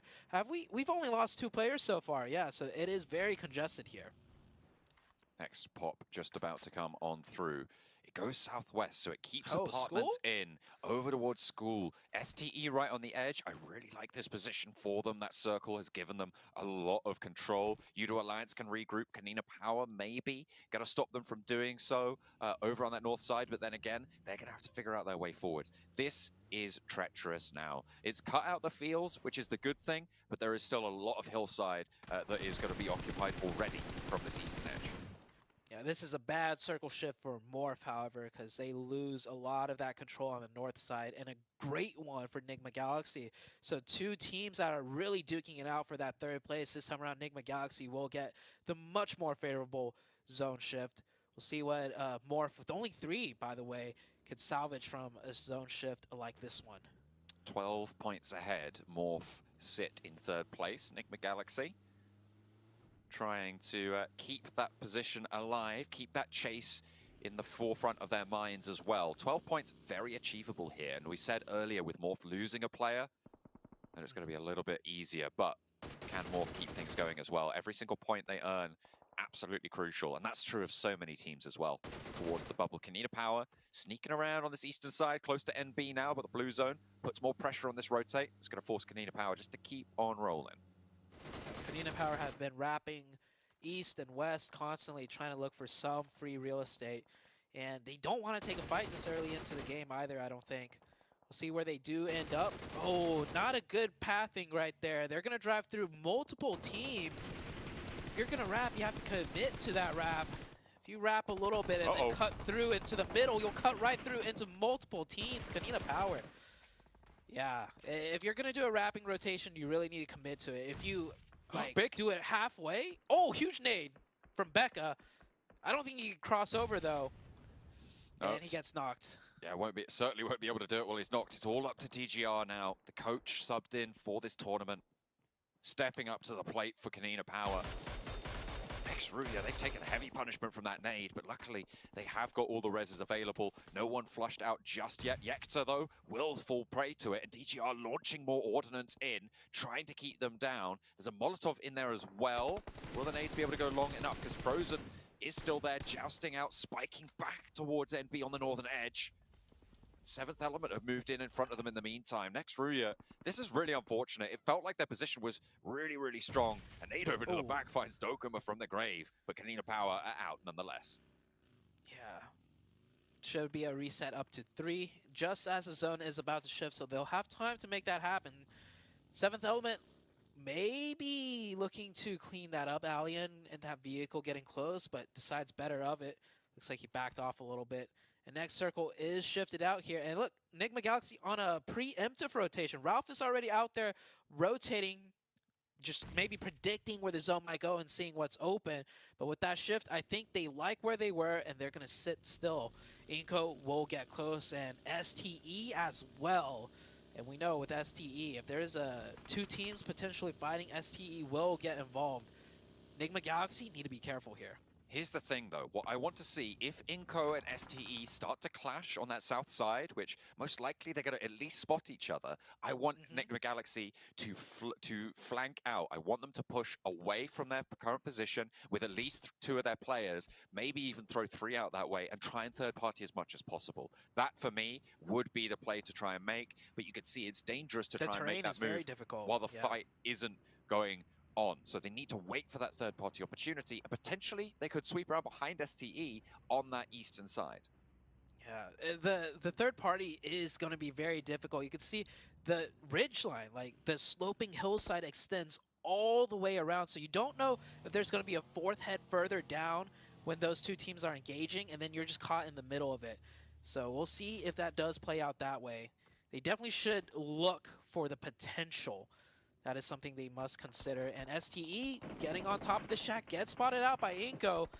That could be the opening knock for Inco to get very aggressive. As for Enigma Galaxy, I feel like this fight's a little bit too far away for them to really step out and fight, and Inco are getting the better end of things. Well, here goes one. One of Enigma Galaxy has left. They are moving down south to try and get an off angle here. STE potentially under threat. They are regrouping. Enigma Galaxy are going to push out for this. Just a little bit, though. They're scouting the rest of these hills. They're playing it safe. Inco losing players. STE looking for these reses, and the scouting is coming through. Closer still for Enigma Galaxy as Ralph is being bold here. Has got backup now as well as STE look to move. Inco are there, and they have moved up. 2 players have flexed on out for Enigma Galaxy, and STE roll around the side. 33Z want to get ahead of Inco. They have managed to establish a front line and a back line. Wow. None of their players are down, but Sunan's flushed away. Hero now trying to chime on in, and Inco are starting to fall. Becca now the last to stand, and Wow. it's just STE. 2 players from Enigma Galaxy are there. Can they find any value?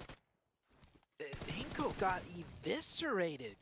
They had cars set up, they had trees, they had smokes, they had 3 up, and STE still just finished out those 3 in a blink of an eye. That was disgusting to see. Man, STE really pumped it up right there, and I don't think Enigma Galaxy even got a chance to third-party anything. I mean, they were busy scouting, right? They were trying to clear the side, but all of the fighting was going on just over that ridge. Good attempt out of Enigma Galaxy, but I think STE will continue on with 3. Where are they going to end up in the zone? We don't know yet. They still have a long ways to go. Meanwhile, on the east side, a lot of teams right on top of each other. U2 Alliance, with only 3 players, they did lose 1. NB Esports catching a grenade from next Ruya here. U2 Alliance should push up a little bit further. Great nade, great confirmation as well. U2 Alliance keeping NB under pressure. 7th Element, they're split a little bit. Push-up doesn't go super well, but they managed to clear out the rest of NB, and U2 Alliance can continue on, try and keep up their pace towards Morph, who are widely split right now on 2 players. Rocky all the way on that west edge, Yoru hedging their bets on the east side of it as well. Yoru gets the shift, now it's over to NASA. Nasser gets a beautiful shift right there. STE did lose 1 player on that south side, so they are forced away. Enigma Galaxy will keep 4 up going into this late game. On the northern side of things, it is Duxon, the team that just got the chicken dinner previous, going into a fight with intense game.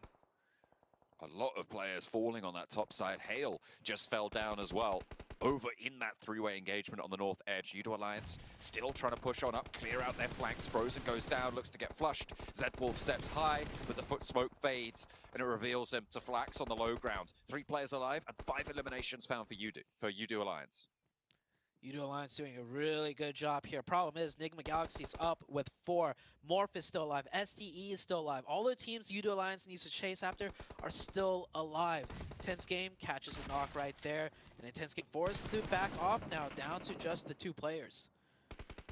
Cielo under pressure, gets knocked as well. Junie has the angle onto him. Intense Game trying to lead on out with their forward guard, but it's just not going to go well. They get chopped up. I think that was Morph actually picking up a point for it. Yoru slows down their forward position. Really nice turn up for Morph to add a couple of extra points to their tally. 2 eliminations on the match. And it's really just dribs and drabs that they need to try and hold on to and hope that Enigma Galaxy go down. Yeah, Morph right now really split. Rocky all the way on the west, Yoru all the way on the east. I think they're just taking the gamble of at least one of us will get the zone, and Rocky is not in circle. Rocky should go out, leaving Yoru the last solo for his team. STE 33Z the last solo for his team. And Nongshim Red Force, you know, we haven't seen too much of them, but that's because they've just been chilling at that compound right there with 3. They have a great spot in the zone to execute the rest of the match as well. Just try and stay alive near NASA. That crash onto NASA's compound is going to be really, really tough. Neither FaZe nor Nigma Galaxy can go for it straight up because of the other team. They are keeping each other at bay from that position at the moment. 7th Element marauding around, trying to cause trouble for U2 Alliance. As they get very close to the bumper, and Cluck able to handle it. Pop out of the buggy as well to stop that car dead in its tracks. A really nice pickup, a flush as well, and another point added to the tally. T24 OP in the meantime has gone down as well, and there's still more buggy play to be taken on as Nongshim Red Force on the northern side trying to stop Ducksand from moving on in, but they're taking casualties, they're taking punishment. Junie the last to stand. Ooh, that player will go down, bleeding out very low. Doesn't eat any bullets, but should bleed out here. Junie mounting a heavy opposition here against the last 2 of Nongshim Red Force. Nade towards the backlines, which cooked a little bit too long. Junie needs to find the heal in order to go for this fight any longer. On the covered offside, but Hyper might try and flex around this angle or maybe even go for this crash. Nigma Galaxy, speaking of flexing, they're moving Ralph out on that eastern side. They've got 2 players out there as well, so Coops and Ralph both playing towards 7th Element and U2 Alliance here. Junie picks up some more util for him to use. I don't think Nongshim fully realizes it's just a solo player. They might be expecting one more out of Duckson, but it is a 2v1, and I don't think they should be playing any more passive because he's just getting free util used, and if one of them get knocked, it will be a 1v1. Nigma Galaxy continue to clear the south side. FaZe have been shunted a little bit further up north. They've taken a casualty now. They're down to 3 players. And they have got 1 player knocked as well, so likely going to go down to 2 unless they can patch things back up. Lord, Freak, and now Ralph as well, and Coops regrouping to them. So Nigma Galaxy seemingly preparing for their final push here, what could be their final push in this match. There is an opening for them if they wrap to the east and take the fight right here with U2 Alliance. Then if they get some of that hillside that STE is playing with, but with the 4 up, they might want to take a more decisive approach, giving them a stronger position, but that is a 4-man team of Nasser that they will have to deal with. Morph is finally taken out in 10th place with only 2 elims, so they won't get many points here. Only the 2, so 170 is the mark now for Nigma Galaxy to chase. They have 158 right now when you add on their elimination points. So they do need a little bit more than what they've got right now. But certainly doable this match if they can keep it going on this south side. Outside of the blue, very tricky though. I like how this standstill has kind of come into agreement of, hey, we both got the zone. You can, you know, throw some stuff in here, but as long as both of us are up, you can stay out there and we're fine with it. Nigma Galaxy, yeah, we'll go for that wrap on the east that I was talking about. That Fortress of Nasser, too risky to just approach head on. So let's see what they could do on the east side. They are not in the zone. Circle's closing quite quickly. They're going to have to go through U2 Alliance and 33Z and the solo member of 7th Element as well, Goku Bot. 7th has just been taken down by Hyper across the way. Nades continue to go on through for Nigma Galaxy, so 1 less solo player for them to deal with, but still 33Z is there. We've seen what STE's solos can do, the form of Shing in that previous Erangel, so have to be worried about it still. Flag's not taking too much damage. Nigma Galaxy really not getting the value here for their nades. It's kind of all sailing wide. They bombard, they try and find an opening, but U2 Alliance are a little bit too sneaky for that. They aren't going to go down to it. I take that back. Look at that, right on the money for the potentially final nade that they were looking to throw. Finding Iftar, and Hyper have shots across the way. 33Z goes down to a nade from Coops, so a solo is removed there as well, but the blue zone keeps them moving. Great nade out of the side of Nigma Galaxy. One of them does get caught though. He will not be able to get revived. And even once they make it into zone, Nongshim Red Force, U2 Alliance, they're going to be a bother for them if Nigma Galaxy does not take care of it. Ralph looks like he has sneaked into the zone there where 33Z was previous. And they will continue the match with 3 in not a very strong position, but it is a position enough to stay alive in. It's going to be a difficult push for Nigma Galaxy to stay alive. U2 Alliance right on the blue zone as well. NASA have got a lot of strength in their compound. They've got that hill in front of them to play with, but FaZe are dueling with them on that western side. The shift goes that way, though, so the teams over in the northeastern side gonna have to leave. Noxian Red Force and Duxan. Udo Alliance forced to push in 2. I do see 2 players knocked out of Enigma Galaxy. It is, I think, onto the way of NHyper. Yeah, FS confirming onto Lord. Ralph, the last one up now. Shifen heavily tagged up. He could get a first aid off here if he had one.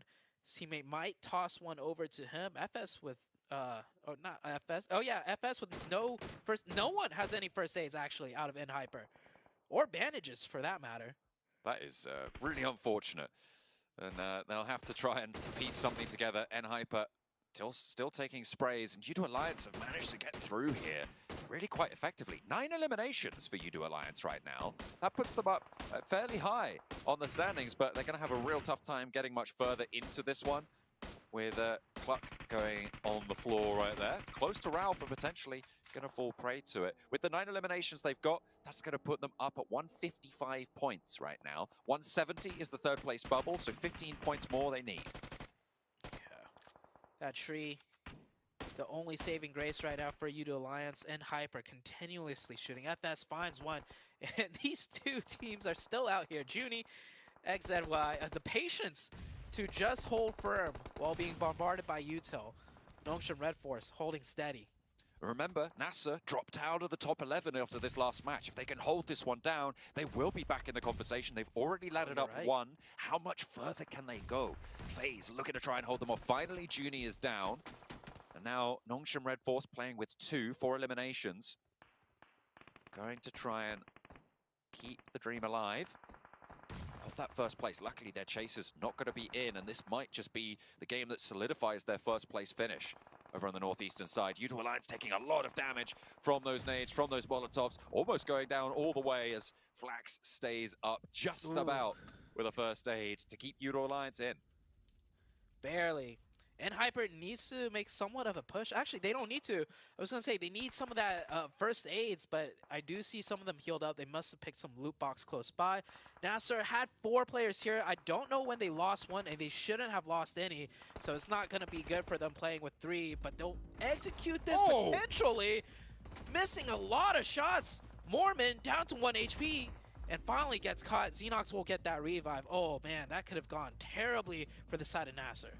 That was incredible to be able to get that swivel shot with the DVS, but it does get shut down in the end. Either way, it's 1 north, 1 south now as 2 teams remain, 3 players apiece. NASA with that outpost on the north side. Xenox and J7 who got taken down a little bit earlier, trying to get that res on board. Now, NHyper as well, over on that northeast side, trying to stretch out towards the ridge. Both of these teams have been using a lot of ordnance though, so I wouldn't be too surprised if it's fairly dry. 6 nades on FS though, maybe a chance.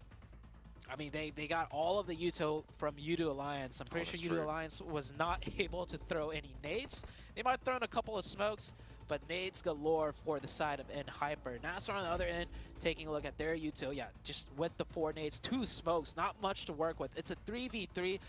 Center zone, I think it's split pretty evenly between both teams, so no one with a real advantage here besides the Util. I think it will close fully on the road, which is really quite brutal. If anything, it leans slightly towards NASA. Yeah, but I don't think it's going to be that. I don't think it's going to be that big of an advantage. It might be just enough though, because look at how much coverage Nasser has to work with, or like angles across the road, to the point where if NHyper is forced to crest up first just a little bit, Nasser will get a few seconds of opportunity to use a little bit of a ridge to take the fight to NHyper. So just a small advantage, but more so I think NHyper with the Util is more favorable.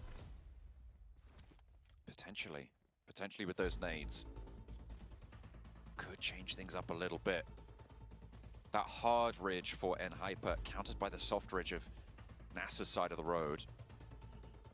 Those smokes starting to bloom. That's all the smokes from NASA's side being thrown on in. I think they managed to find an extra one from somewhere. They're going to use the vehicles.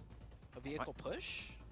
The nade up onto the tree. They could set up a makeshift compound right on the road if they're able to pull forwards. strafe it sideways. Actually, they're going to go for the wide sweep. Xenox careens forwards, J7 as well. FS able to hold face, and Xenox goes down. Shifan is traded, but J7's in the danger zone, and Spec now the last to stand for NASA to try and close over. And Hyper might be able to take this one down. He hits the deck, but he's low, and he's spotted. They know where he is, and they'll be able to handle business. And Hyper find NASA going on through across the road. I'm not sure I agree with it, but it's what they went for. In the end, it doesn't go their way, and Hyper hold face. It could have gone anyway, but they went for a hard one right there. That's I think those are the players that couldn't make it to the land that they were holding up pictures of. So good job out of it in Hyper for closing that one out. They had good positioning all the way through the game, and they made sure not to lose too many players, only losing one in the process. So good job out of them, but it's a big game for NASA as well, because now, once again, they're back up into the top 11. Excellent stuff from NASA to be able to clamber their way on through, and then Hyper to get themselves out of that dangerous area. Two big point scoring games coming on through. FaZe were in fairly late, and we thought maybe U2 Alliance could do a little bit more, but they will continue to be on the chase. A lot of eliminations found for U2 Alliance. U2 Alliance had a big game, but I think it was Enigma Galaxy that made it in quite far ahead. All the teams ahead of U2 Alliance, right, stayed alive pretty deep in, so they might have caught up by some points, but not as much as they would have liked.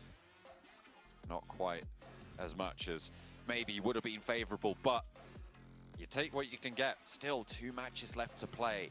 There's a couple of teams starting to extricate themselves from that melee around the bubble, but we'll see what more they can do, because it's Miramar up, and it's only 2 of them to play.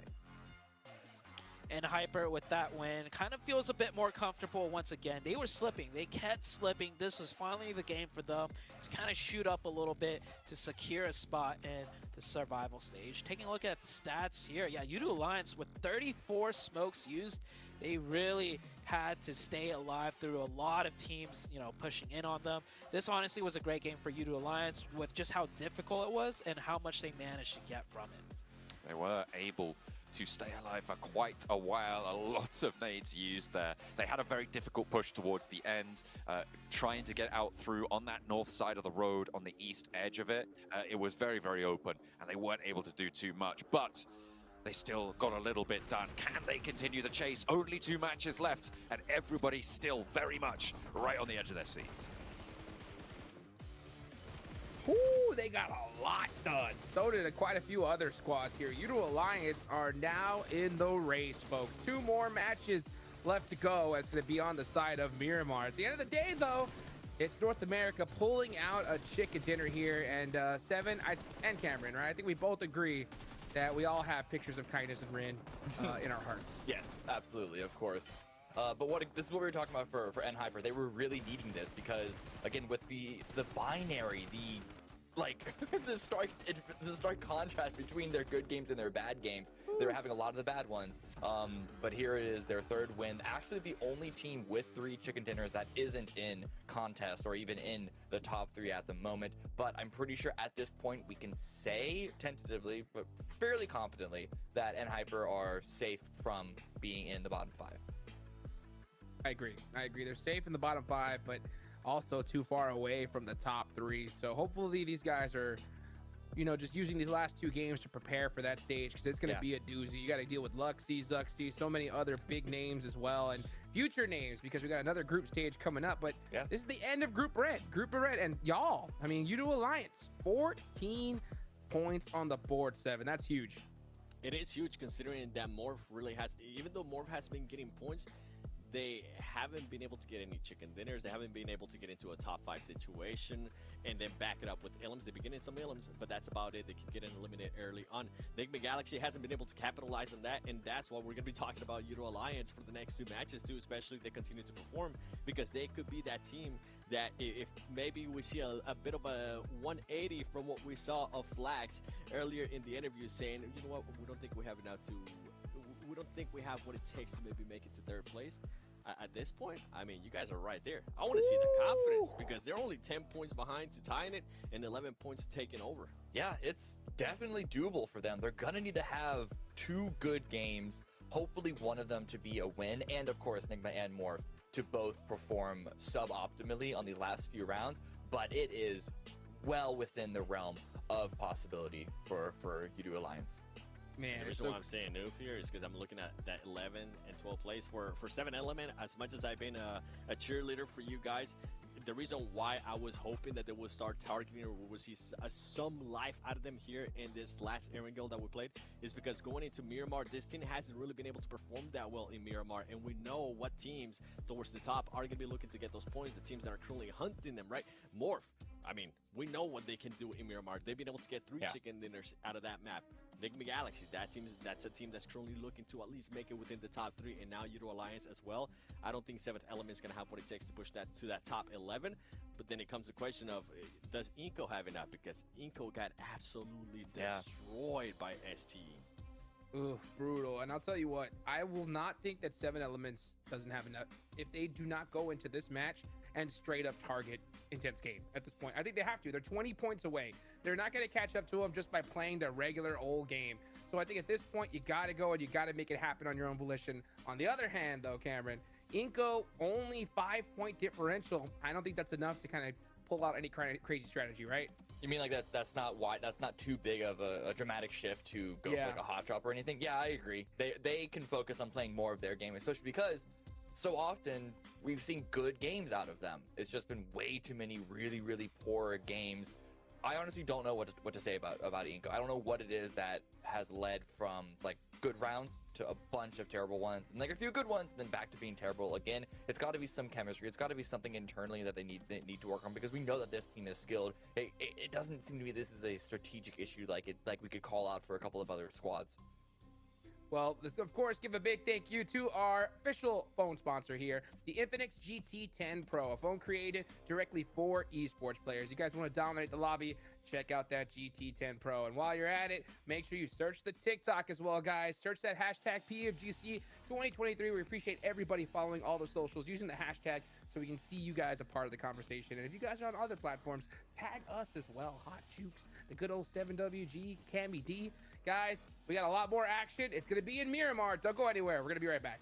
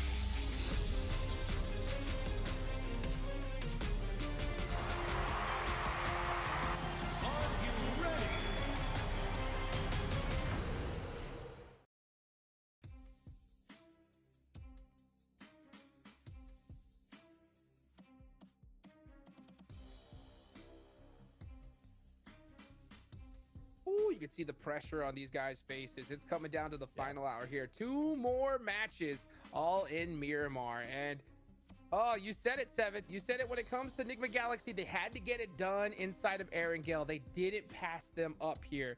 So, do you think that they got to pull something out of the bag here since Morph is in Miramar? I knew this question was coming. I don't want them to hot drop, all right, but I do want them to at least try to cut off more in a rotation. Try to catch him by surprise. I feel like that would be the best way to go for Enigma Galaxy, because with the way that we have seen Enigma Galaxy fight, whenever they take a fight and they are not set, it has gone the complete opposite in their favor for them. So if they can actually set themselves up, set up a trap, which we've seen. Remember what was it, the bridge camp? Yes. If I'm not mistaken, that we got a chance to see in Sandhawk.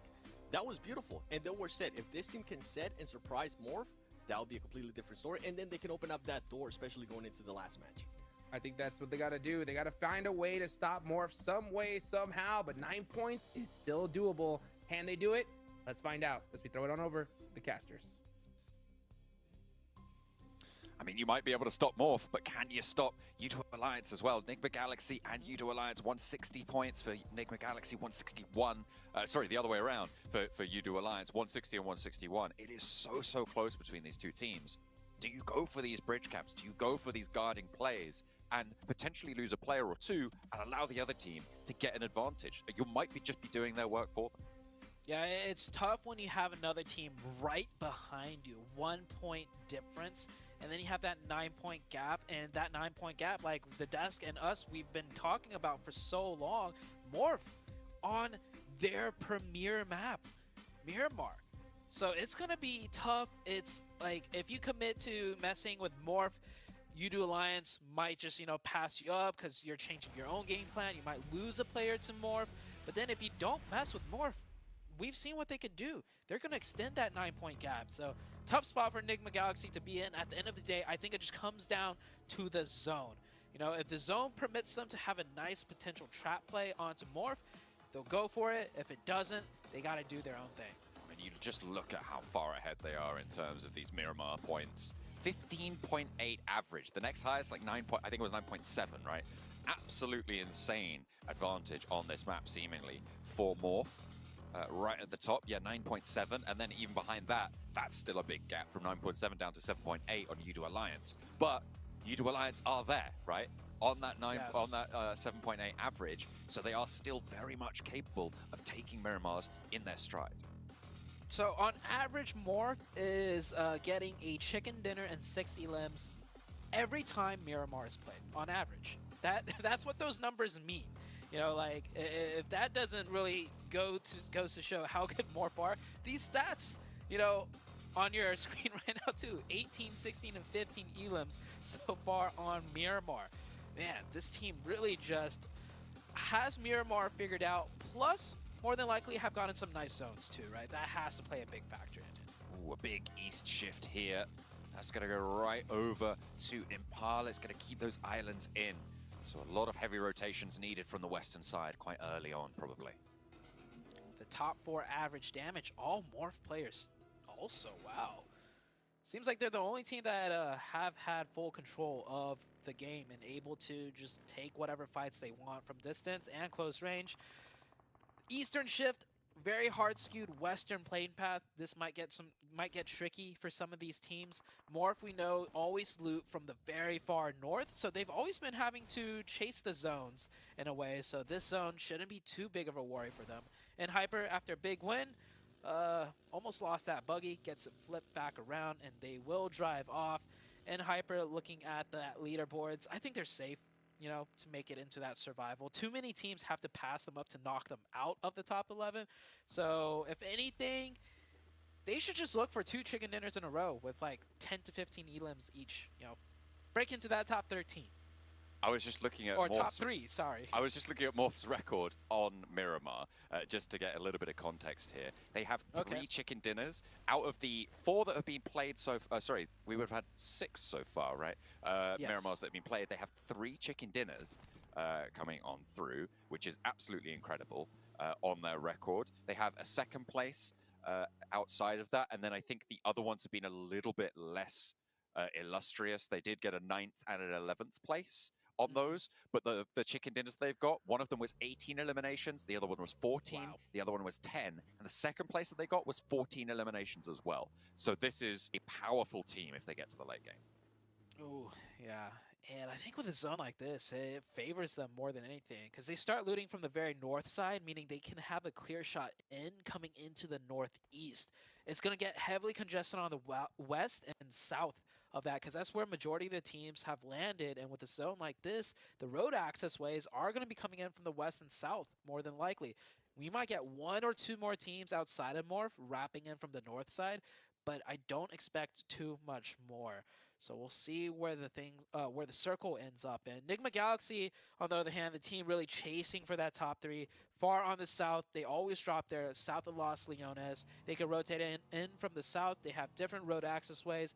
It will get a little bit tricky once they get towards the center of the map, though, because that is where there's the huge barren fields west or east of La Bendita with a few compounds that pretty much make it a no-go zone. can be pretty difficult terrain to navigate. Really a last-ditch effort sometimes, if that's all you've got left available to you. Next, Ruya moving past Enigma Galaxy, who are similarly on that chase. 9 points behind Morph right now. So they need to find whatever they can. Ralph a little bit isolated from the rest of the roster, so he's just going to try and find the back of this rotation.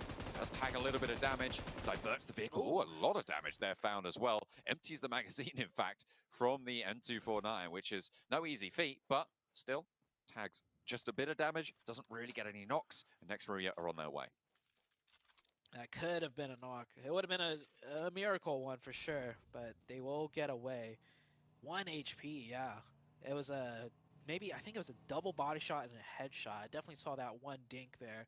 Good shots, but no conversion. Next Ruya will be in front of them. Enigma Galaxy have to make that rotation, that difficult one from the south. Udo Alliance are ahead of both Next Ruya and Enigma Galaxy, so a bit more favored to get more central. So that's where Udo Alliance are currently. Udo Alliance rotating on through. You see them just moving on the hillsides to the southeast side of the map, trying to get closer up towards Impala and get a little bit of terrain under their control. I wonder where they're going to draw short, because they have got that 10-point gap between them and Morph. I want to try and put themselves within striking distance. There's a knock over onto Morph, clear on the north side. Yeah, Bubaho really split out. Bubaho's in El Azahar looting right now, so he will not be there to kind of support this skirmish going on. Hopefully we'll get that camera switch very soon to see if Cleon is even revivable or what the case is on that northern side. There's the rundown. That's the flush coming on through. It's Hale able to take that point. So again, Morph find themselves with 3. This is what happened last match as well. Losing a player early on. Very far from ideal for Morph. I don't think it was Morph actually that lost a player early on. I have to go back and take a look. Morph. Was it Morph? Okay, so they were playing as 3 for a while. They got run over in the very beginning by seems to be happening again. FaZe, see them on your screens now. Focused in, locked in. They are on the north side of Impala. On the north side, it seems like we might be having an issue or two. Next Ruya taking their headsets off. Looks like we might be having a little bit of a reset. We haven't had this so far in PMGC Group Red, so we were always going to have one, weren't we? There's always got to be one, and it looks like we might be taking a little bit of a reset. That is big for Morph, right? Losing a player and then getting that reset, absolutely pivotal.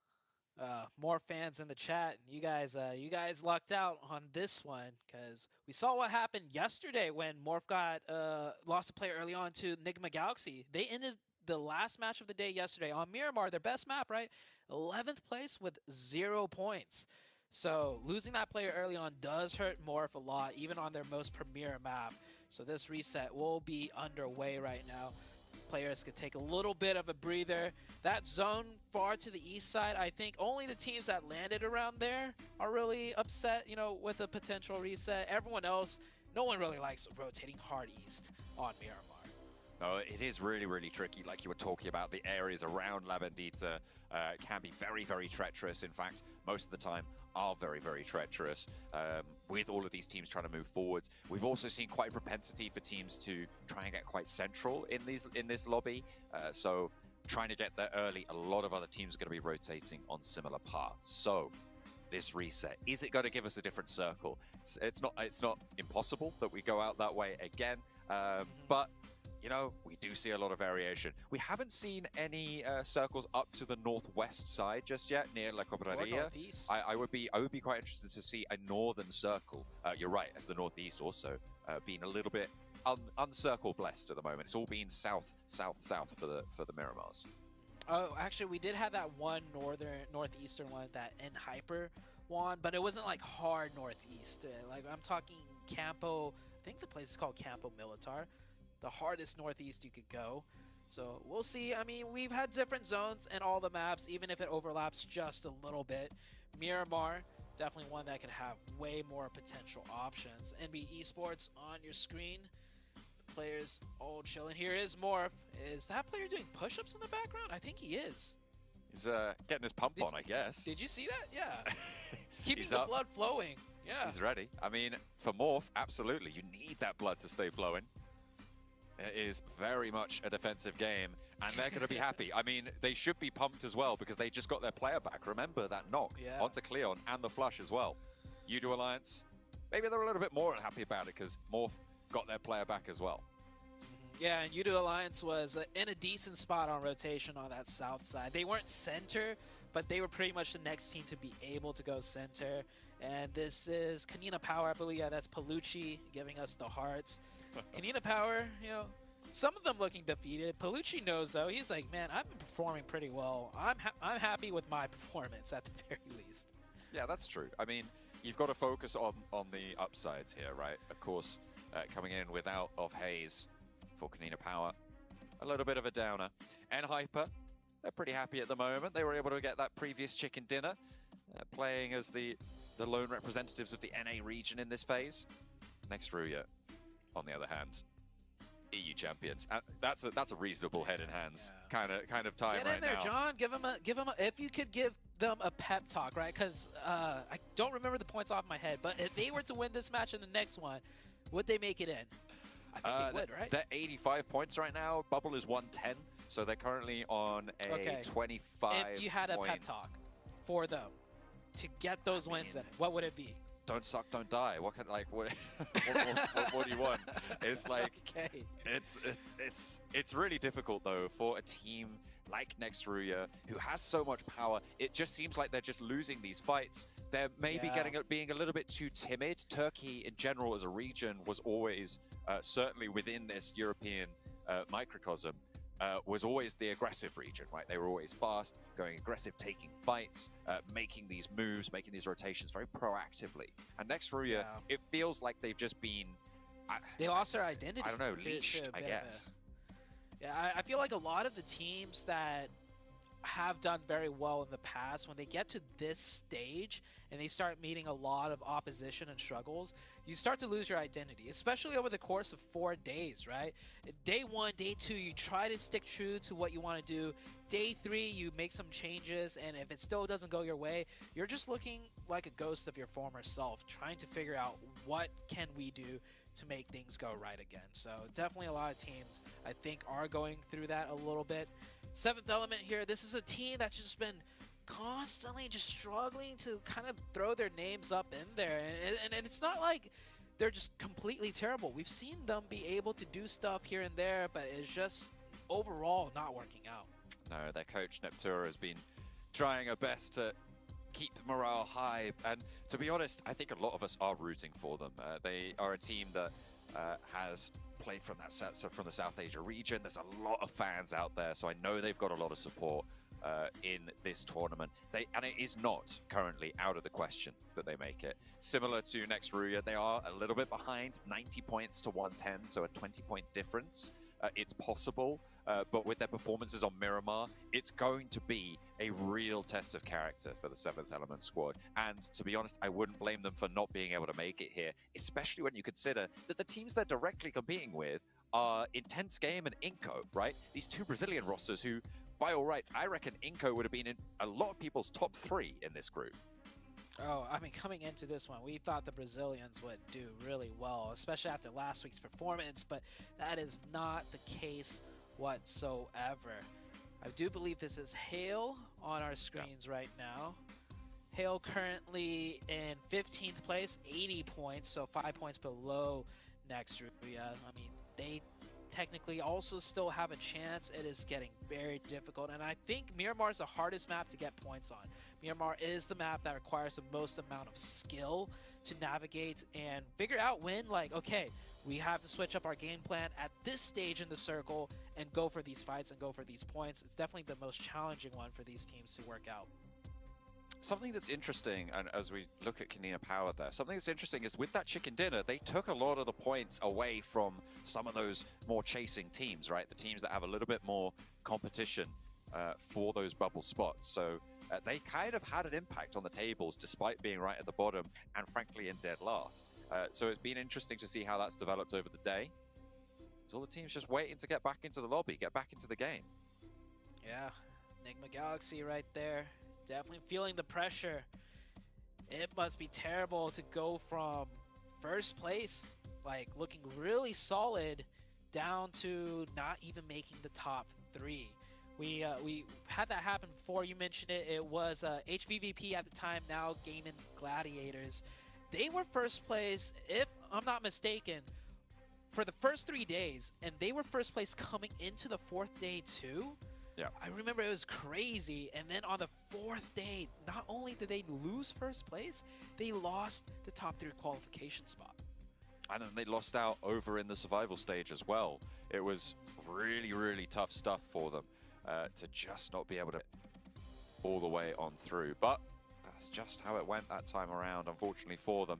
Looks like the players are starting to get ready to get back into this lobby, to get back into the game and try and keep their heads high here where it matters most, right at the end for these teams vying for the spots in the survival stage. 7th Element getting settled in right now for their 20-point chase to the bubble in these last 2 matches. You can see they are just in the warm-up right now, waiting for the planes to go over. We've got about 30 seconds now. Yeah, get those fingers warmed up. I do like that one player from Morph who was doing the push-ups, honestly. I remember when I was competing before I would start my scrims or a match, you know, I'd do some jumping jacks. It's good to get the blood flowing, get your body loose a little bit. I mean, you are pretty much tense the entire time you're playing this, you know, really having to focus in on the phone and holding that position. So loosen up a little bit, never a bad idea. We are about to head into the second to last final match of the entirety of this week. Miramar, we are back. We're going back on into Miramar. 2 Miramars to play. Morph given a second chance to play on with 4 as well. The circle was southeast hard towards Impala the last time around before the remake. The plane path cuts right across the middle, so not too dramatic here for the remake. The circle will decide though, are we going to go back to Impala or are we going to be treated to something else? Good circle for all the teams, or not circle, good plane path for all the teams. Last one, no one went out early besides Morph, but it wasn't off drop, it was off rotation. So this time, hopefully around, I think all the teams should keep all 4 up through the looting phase. It'd be terrible, you know, on a remake that this is the plane path you get, which looks great, and then you lose a player, right? Looking at the map, Enigma Galaxy still going for that south side. Next Ruya will alter a little bit based on that plane path, landing in El Azahar. And everyone's spreading out pretty nicely for now. Pretty chilled out for the time being. The Galaxy dropping down towards Puerto Paraiso. Maybe falling a little bit short on the south side of Impala, actually. Just touching down, grabbing some vehicles. Going to stretch out and rotate around. We know how they like to play along that south side. It goes southeast again, but not as dramatically as last time. So, over to Los Leones for the circle. Yeah, I think this one is much nicer for all the teams involved. Even for the teams who got the circle the previous game before the remake. I mean, one hard shift to the west, and then you lose everything because that middle ground cuts through pretty much road access ways everywhere. So this one, much more favorable for majority of the teams. Kunina Power firing off a quick shot, no connection. They will start their rotation now. We're going to try and regroup on the north side near Los Leones. Just getting through this terrain. Try and figure out where they want to go. I've loved the Winchester duels that we've seen at the start of these matches as well. I think we've seen about 3 knocks early game with the Winchester, and aesthetically it's one of my favorite weapons in the game. As much as it is not quite as effective as a lot of other weapons, almost all other weapons, I really enjoy seeing it be utilized, especially at this level. I feel like the Winchester deserves some sort of a buff, right? Because one thing that you mentioned, aesthetically, yeah, it's one of the more aesthetically appealing guns to me, simply because it comes with a scope. Not many guns actually do any other weapons come with a scope. I don't. Oh yeah, the VSS. Yeah, the VSS and the Winchester. That's it. But I feel like both of those guns super underutilized, simply because they just simply aren't that great. The Winchester in particular, give it a little bit of a damage buff maybe, and we'll see it more in use. That'd be nice. I mean, it is kind of a little bit of a not a joke weapon, but it's a little bit. It's an early game weapon for sure. I mean, it's like taking a double barrel, right? It's the same sort of vibe. It's one of those things that you can use, especially early game, and it has that presence in early scraps. But I think, especially when you get to the professional level, people are looted before they take engagement. So in general, That is it's true. not as impactful. So unless you pick one up and are fighting for a vehicle, you just don't see it being employed. And I think it's more there for the more casual audience who have 4 teams dropping in Los Leones right at the start, right? And they'll be oh, I found Get a them Winchester on the clips. high ground. I'm just gonna take some shots over at this other team. But maybe a little bit less utilized here. But we've still seen a couple of headshots from it. Myanmar top 4 win rate, or top 4 rate. That's an interesting stat. As you can see, Morph, of course, up there because you mentioned they've won 3 out of the 6 games and they got a second on the other. Nongshim Red Force, I think top 4 on the 3 maps we played, you'd find Nongshim Red Force in all of them. They are so consistent with their placement. Every single map, it doesn't matter which one, they're always in there, like towards the late game. So Nongshim Red Force, not surprised they're up there. But one thing that I am taking away from that stat page that just came up is Nigma Galaxy's not there. Udo Alliance also not up there. Same with STE. There are some notable absences, you're right. So maybe a chance to shuffle things up towards the end of the day. The points very much not that far apart, but I think at this stage, Nongshim Red Force have, I think I would go out on a limb and say Nongshim Red Force have qualified for the Grand Finals. With what they've been able to do so far, it would need 3 teams to surpass them at this stage, and that's a 30-point gap to close, as well as a 30-point gap, a 21-point gap, and then what is that? That's a 13-point gap as well, right? Just say what you really want to say. You want to say Nongshim Red Force are going to finish first, right? I wouldn't say first. I'm not gonna go out that far. I mean, there's potential for upset there because they are still, as I said, a 13-point gap between first and second place, which is surmountable. It's what we're looking at for Nigma Galaxy and Udo Alliance after all. It's in that similar vicinity, but to drop down 3 places, I just don't see it happening. I don't see all 3 teams below them stepping up that far. That's definitely making a very safe call that they're not going to go out of the top 3. Yeah, I definitely agree with you. There is no way, because it requires multiple teams near the top end to have huge games, and they have to like share those huge games while knocking Nongshim Red Force out early. It's not going to happen. For me, I want to say that they're going to finish first just so I could caster curse it, but my caster curse never works that way, right? I have to really believe what I'm saying, and then it works. Right, okay. And actually, okay. Wait, hang on a minute, but you just said that you really believe that Nongshim Red Force are going to qualify. I'm saying you should say that. Well, no, I already said that, and then you said that as well. So now you've caster cursed it because you really. I mean, caster cursing them out of qualifying, that's impossible. If that works. Whoa, you've just said it again. Stop that. Oh my God, he's a menace. He's a menace to the top spots right now. Zute, goodness me. Calm down. We've only got 2 matches left to play. If this was my own personal viewer party, my caster curse is amplified. I'll say that much. But it's not my personal viewer party, so I think they're safe. They're safe for now. FaZe will pick up a quick point. On to Intense Game. Nice shots, too. He had to hit all of those quickly before he got in cover, so good point for FaZe. Intense Game, 11th place. Losing a member here. Not very good. That is very, very shoddy for them, unfortunately, right on that bubble. 110 points. Yeah. They just want to extract as many as possible. Inco right behind them on 105. It's likely that one of these 2 Brazilian teams falls on the bubble at this stage, but NASA isn't secure either, despite their chicken dinner, and NB ahead of, I mean, even up to FaZe, right? For me, the volatility sits from 8th place down to 12th. You could maybe include 13th in that as well, with 7th Element a little bit further behind. So we've still got a decent chunk of teams looking to compete here. 5 teams total. Yeah. Something that I believe 7 might have mentioned, 7th Element, they're in contention still, but they are not very strong at this map. And same with a lot of the teams near the bottom end, right? This map is just very difficult to play in. So I do think most of the points that will be gained are going to be near the top inside, meaning the scramble for that bubble is just going to come down to the very last game, and it's going to get scrappy, I believe. Nongshim Red Force climbing up to the high ground. All they need to do here is put 6 points on the board, right? Each Miramar. And it's likely that they do hold on to that top spot. From the south side of Los Leones, relatively uncontested, but Enigma Galaxy creeping around. You never know. Ralph is there. Morph all the way out on the northeastern side. They've managed to keep themselves together.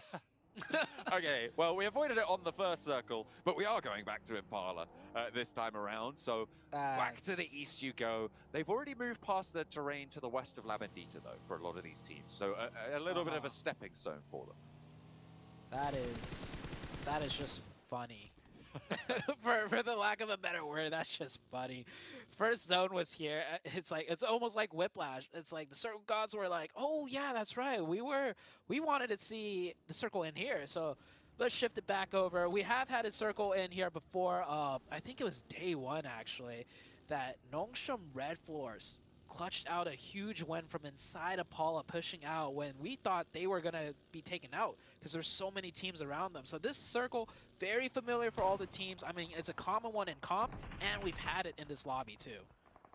Next, Ria taking shots. The Longhouse now with a scrap between Hale and Intense Game. Intense Game right on the bubble. Remember, they've already lost a player. They are down, and McGrellan stands up for them. A second knock is found as well. That's a third party coming on through from Next Ruya. On the side, the Hale sit. They have just so little maneuverability here. An Intense Game thrown a life ring. Adrift in the sea right now near that bubble, and they want it to burst here. Gets low outside. The last player for Hale, Adrian, crawling on up the stairs to try and stay alive, and IG know that they can't step out, but they're playing as two, and they find the final player from Hale to stay alive here on the bubble. Great job for Intense Game to not go for the revive until the fight was fully finished. They knew there was only one up. Don't risk an isolated 1v1. Meanwhile, elsewhere, Hyper lost 2 of their players. Inko lost a player as well. A lot of casualties to be had. I mean, when you get a hard shift like that, teams will scramble for positions, and that will cause altercation. Shifan, last player up for Hyper. Luckily for them, they already got that big chicken dinner the last game, so they're not going to be too worried about being knocked out into the bottom of the 11th. Hey, look at that. Next Ruya, 3 points as well from that scrap. I think a lot of Hale went down their way. Intense Game did get 3 as well, so maybe it was from a different scrap that they were able to find.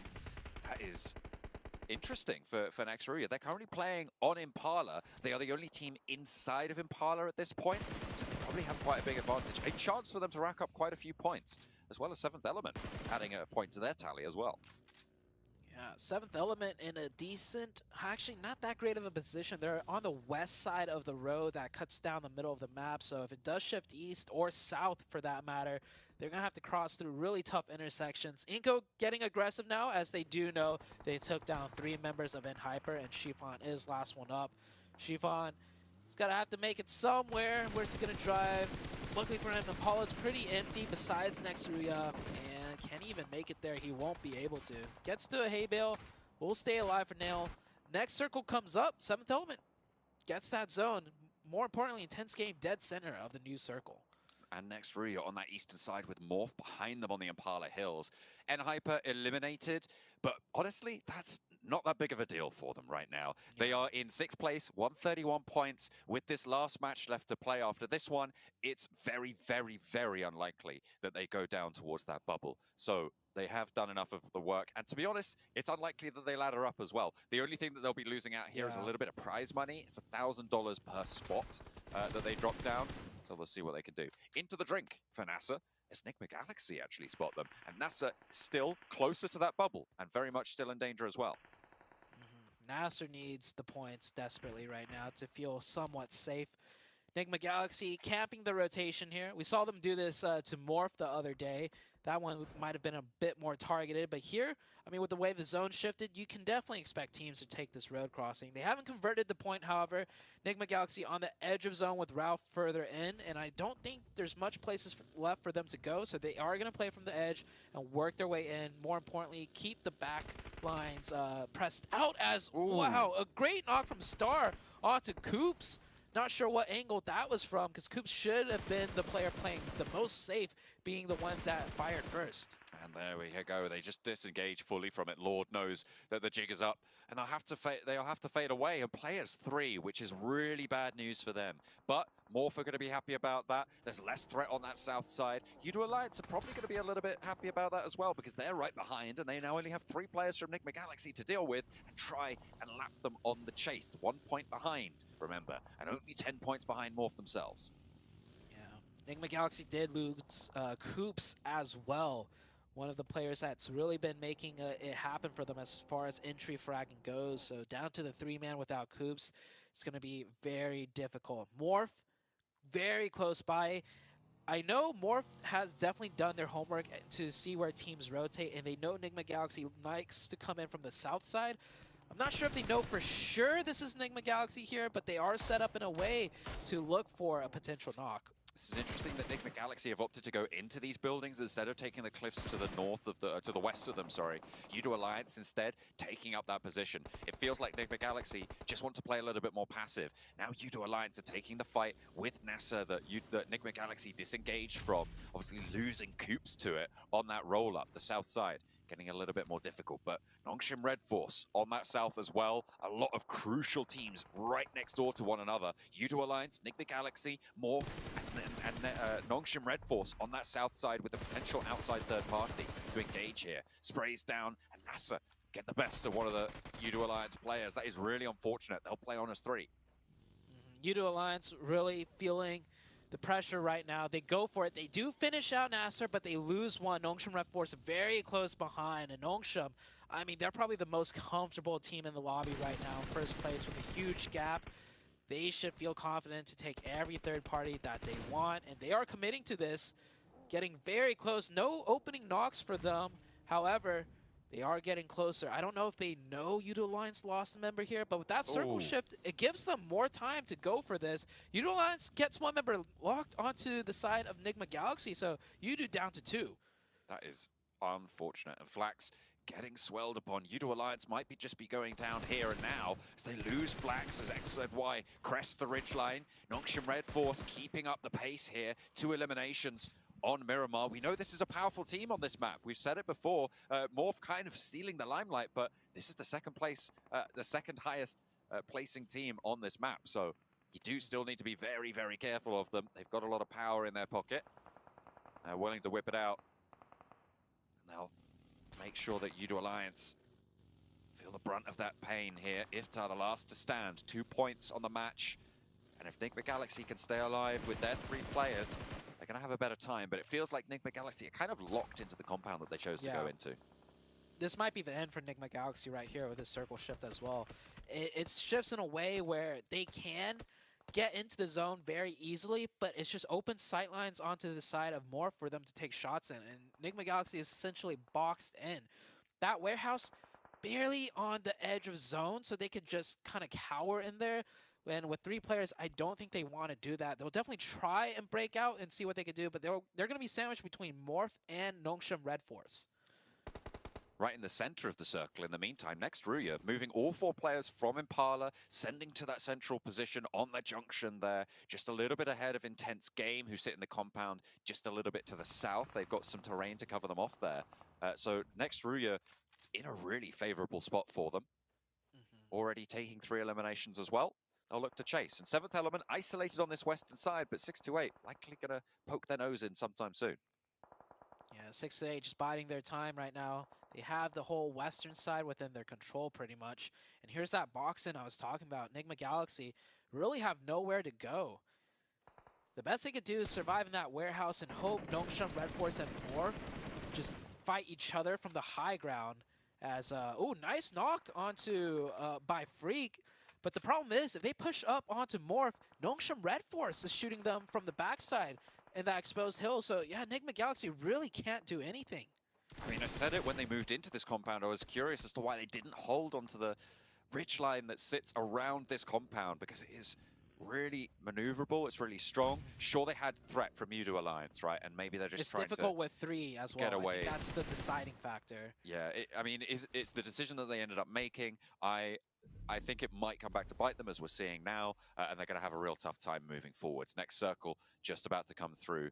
Intense game, close to Nextruya, and it looks like Nextruya want to take this position from them. They try to take the building. It's going to go the way of Intense game at the start, but it's a trade-off here, and actually the flush goes instantly Nextruya's way. Two of their players are on the floor, however. Only two players from Intense game to try and find it. The nade around the corner doesn't find the flush. There's a player on the inside, and he's getting lit up on the stairs. Intense game spoil the day for Nextruya, as the last player is going to careen on in. Two of their players already down, but no, they think better of it. I'm not sure that Nextruya needed to flex out like this. Yeah. They will all go down. I don't mind that push if they got an opening and they knew Intense game was down to 2, but push with all 4. I don't know what the last player was doing coming in that late, but FaZe is now going to try and take advantage of it with 4 players. Intense game just holding this down. More so McGrellin up to 5 eliminations, and he finds another opening right there. Venturas with the nades throws it in. That should be good for some damage, and it does catch the yellow. However, the boogeyman is McGrellin here. He's the one that's been stopping all the pushes, and he's going to continue. Gets another confirmation as well. Reloads the DBS, 1v2, a choke point, a DBS, it's doable. Fakes that grenade pin, doesn't bite. Still has the nade there, and getting these flushes as well for Intense game is absolutely huge. They have 8 eliminations now, Zute. They've sailed all the way up those tables. Look at that, they're in 9th right now, just on these eliminations alone. Can they find more? Spray down, and that will put an end to it. But 8 eliminations, it's a good result for Intense game on this match. They could have really have asked for much better. They are in a central position, they were in a central position, but it was unfortunate that they had the Nextruya crash, followed by that FaZe crash to take them all the way down. However, they have less teams like NASA behind on these tables now. Inco also still got to plod along, but they're a little bit of a ways down now. Enigma Galaxy, meanwhile, has been taken out, and if you look at the standings, the 3 teams ahead of them for that top 3 are all still alive. Enigma Galaxy only with 1 point this match. It is looking pretty dire for them going into the very last game of the day. 7th Element is still out here with the zone. Picked up 2 eliminations so far, making it work. 7th Element has a chance to make it into the survival stage too, so they have a lot that they're fighting for. 13th place right now. The 11th place bubble sits with NASA on 116 when you add in those elimination points. So they sit 26 points behind. With the 2 they've already gotten, they need 24 more points to catch up. Inco, similarly, in their pursuit right now. Going to need a little bit less than 7th Element, but still very keen to get something done. I like 7th Element's position, but I'll tell you what, I like Kanina Power's position more. It's where Nextruya were, and they took the opportunity to move in as soon as they saw Nextruya go through, FaZe go further in. They've just taken this position, and it's very uncontested at this point. Multiple teams pretty much hopscotched into that position where FaZe is in right now. Nongshim Red Force taking it slow and steady. That seems to be their forte here. Just, you know, working the points. And one thing I've noticed with Nongshim Red Force is that they don't make any big drastic plays. I don't think we've seen a moment out of Nongshim where we're on the edge of our seats. It's always they're just coasting by, just working the zones, working the rotations, making whatever points they can get, and it's just clean executions. Inco spotting Morph here. Morph, I think they took a knock earlier on. I don't know if it was flushed away. I think it might have been. Playing as 3 behind these silos now, with Nenebeche putting pressure on with the nades, with the smokes, keeping things nice and high on tempo. Both of these teams going to have to move, though.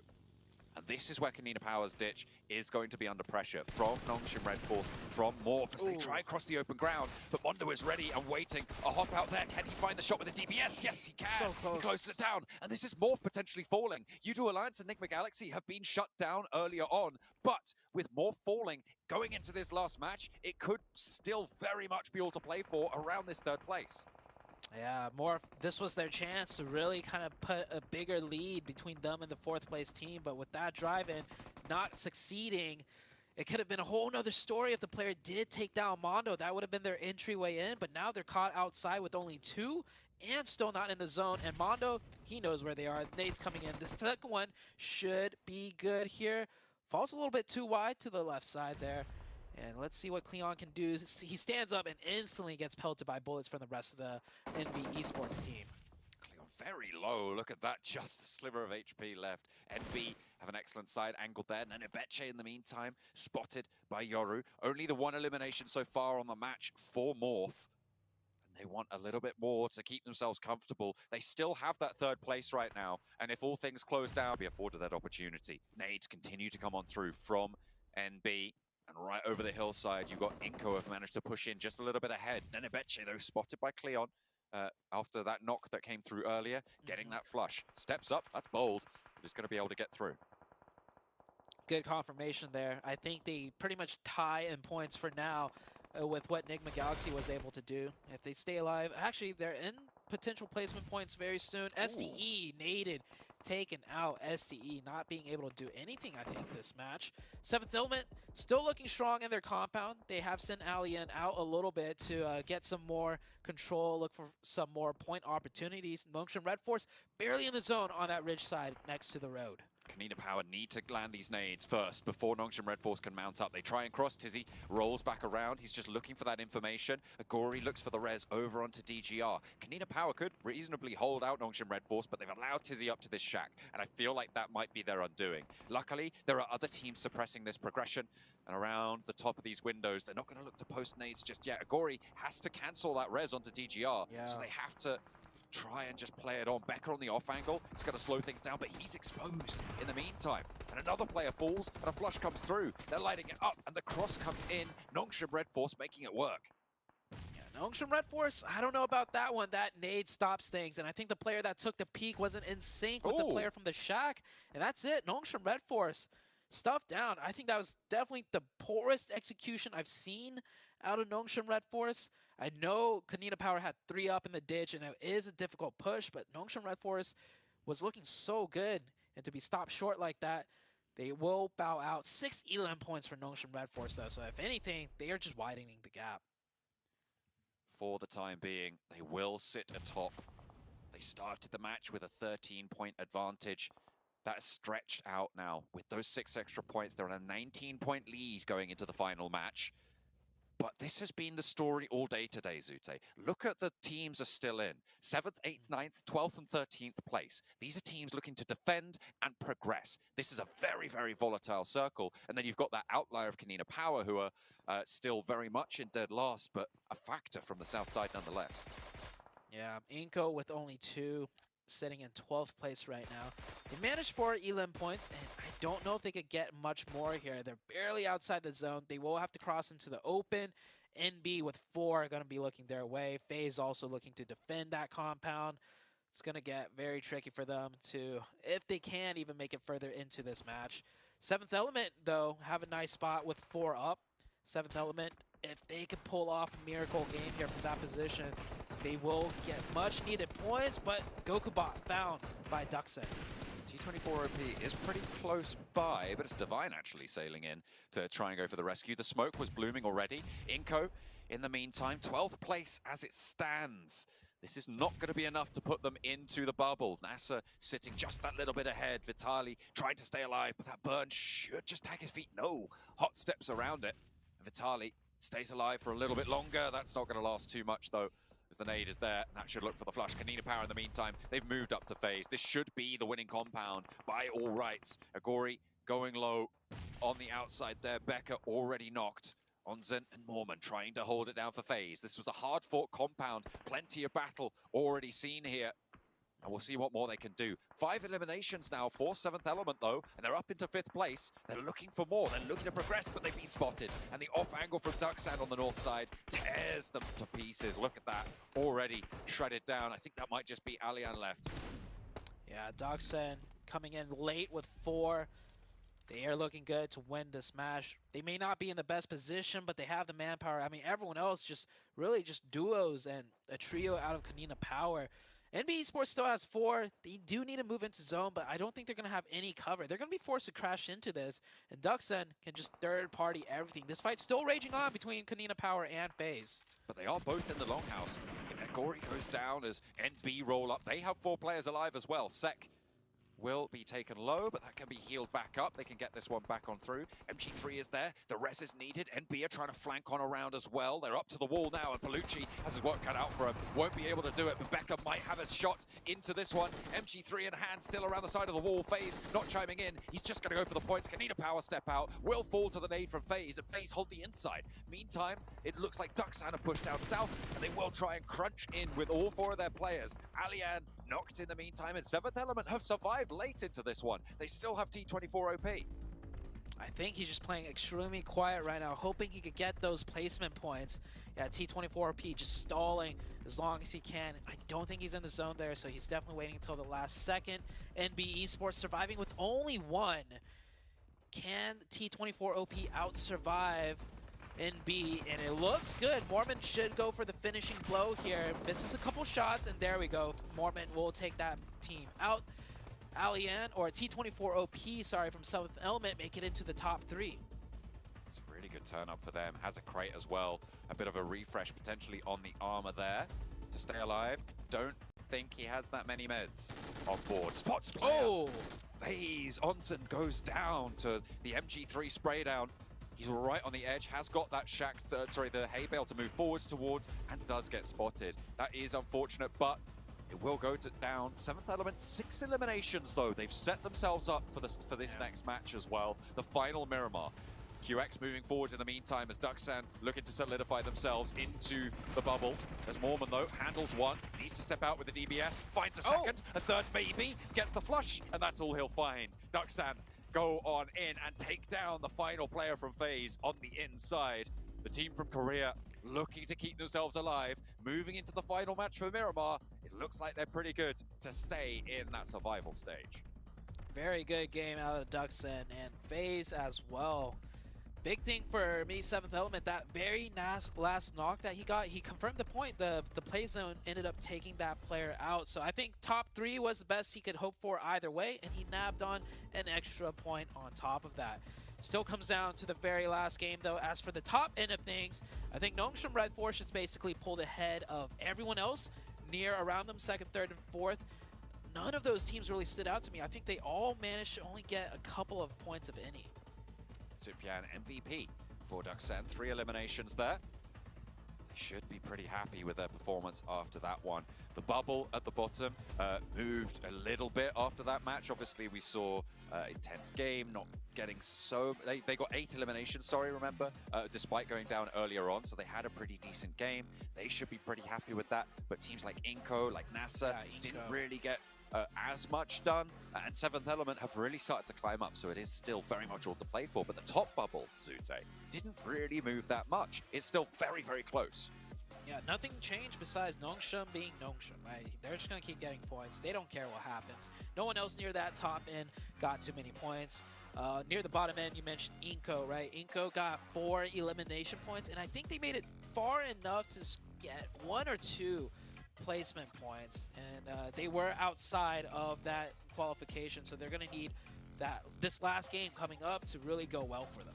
Yeah, those tables going to be super, super interesting moving into that final match, the last Miramar for Group Red, where it has been so topsy-turvy. We'll have to wait and see, though. We've got 1 more still to play, and plenty of teams still in the run. Can 7th Element make that mad dash? Are Morph going to be able to hold on to 3rd? We'll have to wait and see. Back over to the desk. Too many questions. Oh, but one question that has now been solved. Is Duxan gonna make it into the survival stage? After that chicken dinner right there, I think it's a lock, 7. Yeah. Oh, definitely a lock for this team. 2 chicken dinners, 2 today, as you were mentioning. We're wondering what happened to this team because, I mean, back day 1, it was just such a big surprise, and then the decline was insane. But for some of the other teams, I mean, 7th Element, the 24 OP, he actually put himself and put his team in a position where they could possibly try to strike for that 11th place. And then if we even go to the top 3, Enigma Galaxy, I think this is why we were all hinting, hoping to see Enigma Galaxy do a little bit better during the Erangel matches, because I just don't see them catching up at this point. Morph. Yeah, I mean, Makes what, no sense. Yeah. 1 point overall. This just not looking good. And for a second, it actually looked like U2 Alliance would be able to overtake them and, you know, put themselves in a better position going into the final game, but they couldn't get anything out of this either. So really, this game was a lot more about the team staying away from 12th place, which not just Duxon, but also FaZe doing good. And 7E, 11 points. If they come out next round with a win and a good number of eliminations, it is quite possible that they can overtake Inco and or whoever is currently sitting in 12th place. At this point, I don't even. Would they need to win just to secure it, right? Yeah. But if they came out with like good eliminations, if Nasser and Inco just absolutely throw, I can see it happening. Oh man, the storylines. All right, this is what I wanted for the last match. Oh my gosh, so many, right? I mean, you got to look towards the bottom, obviously. Still so many teams can get it done. You talked about 7element, Inco, Nazar, and at the top, you got Nigma Galaxy, U2 Alliance now, and Morph as we take a look here at the overall leaderboards. And it's looking pretty similar when it comes to both sides, right? Nigma Galaxy needs 11 points. U2 Alliance needs 11. Down towards the bottom, you got Inco there. 7element needs that many. And this is where I get horrified, 7, because last day, last game, too many teams need too many points. And there's only so many available. I don't feel too confident on either side, in my opinion. What about you? There's a team that I'm looking. They're going to try to save face. I don't think they're going to try to make it to the top 11. But I'm just looking to see them do something crazy here to remind everybody that they are the champions of the region. And I'm looking at next Ruya because they have had, honestly, a very underwhelming PMGC. A lot of people expected this team. Even when we saw the content from other teams, they put them as top gunners and top teams to watch. And next Ruya right now, I feel like they might try to do something here in the last match, which we have seen in the past, Hodgix and Cam. We've seen some teams go absolutely nuts that have no chance in qualifying and absolutely hindering the spots there and the points there towards the top teams that are actually trying to make it, whether it's top 3 or whether it's top 9. The problem is they'll need to basically match the record of eliminations that we've had in PUBG Mobile Esports in order for them to qualify, or, you know, not actually match it, but like get close enough that they're challenging that record because they're just that far down. So I wish that they were only like... no, I'm not saying they're going to qualify. No, I know, That's but what I mean is that the fact that it is virtually impossible for them to qualify means that there's not as much inspiration behind them going for like a big massive final game, right? Because you can say, you know, it'd be great for the ego and everything, but if there was that one glimmer of hope, there, you know, there's the possibility that it would ignite something in them to really go for those moves. Unfortunately, I think that glimmer of hope is just a little bit too dim. Yeah, the ignite is going to be from the messages that Maxman and Kalaris are going to be sending them. It's like, hey, you're making us look bad. Do something. Just poke it. I will say, in my opinion, right, I'm a never give up, never surrender kind of person, right? Yeah. If I'm looking at them, right, if I'm their coach, I'm like, hey, you are forced to hot drop on Nazar or Inco. There's no choice at this point. You need 27 points to just tie them, right? And like you mentioned, that's tied with the record, and that's if none of these teams get any. So you don't have a choice at this point. If you're next Ruya, I want to see it happen just so I can be like, hey, you know what? They didn't give up. You know, in my opinion, if I don't see it, then they've already put their hands up and say, all right, you know, call their moms up and say, hey, what are you making for dinner? Because I'll be home soon. Yep. I mean, I said it. I want to see it, man. Come on, change up the strats, make it happen. Final game of Group Red. Time to heat it up, baby. Let's go ahead and take it over to our casters for the final time today. I tell you what, I hope it's for dinner for next Ruya. It's chicken, because we are hoping, well, we being me and the rest of Europe and Turkey as well, gonna be hoping that they can clinch this one out. But I am honestly not hopeful. I'm paying more attention to 7element, right? They have been on the chase. They have a lot of support. The team from Pakistan has, I think, it feels to me like I want them to get through towards that 11th place, but they're still 15 points behind, so I have to chase a little bit harder to be able to get that one done. A good result here could be great, but the top bubble as well isn't safe. There's an 11-point gap between U2 Alliance and Nigma Galaxy, both tied on 162 and Morph on 173. And we can't forget about Inco either, right? They're the 12th place team. The 7element is below them. Inco right now at 111. Nasser at 116. So both Inko and 7th Element have a shot at making it into this last match. And I know Inko, they had high hopes. They had high goals. I think coming into here, I mean, some of us even said it. We expected them top 3. So this is a far cry from where they hoped to end up at. Now, can they even make it into the survival stage?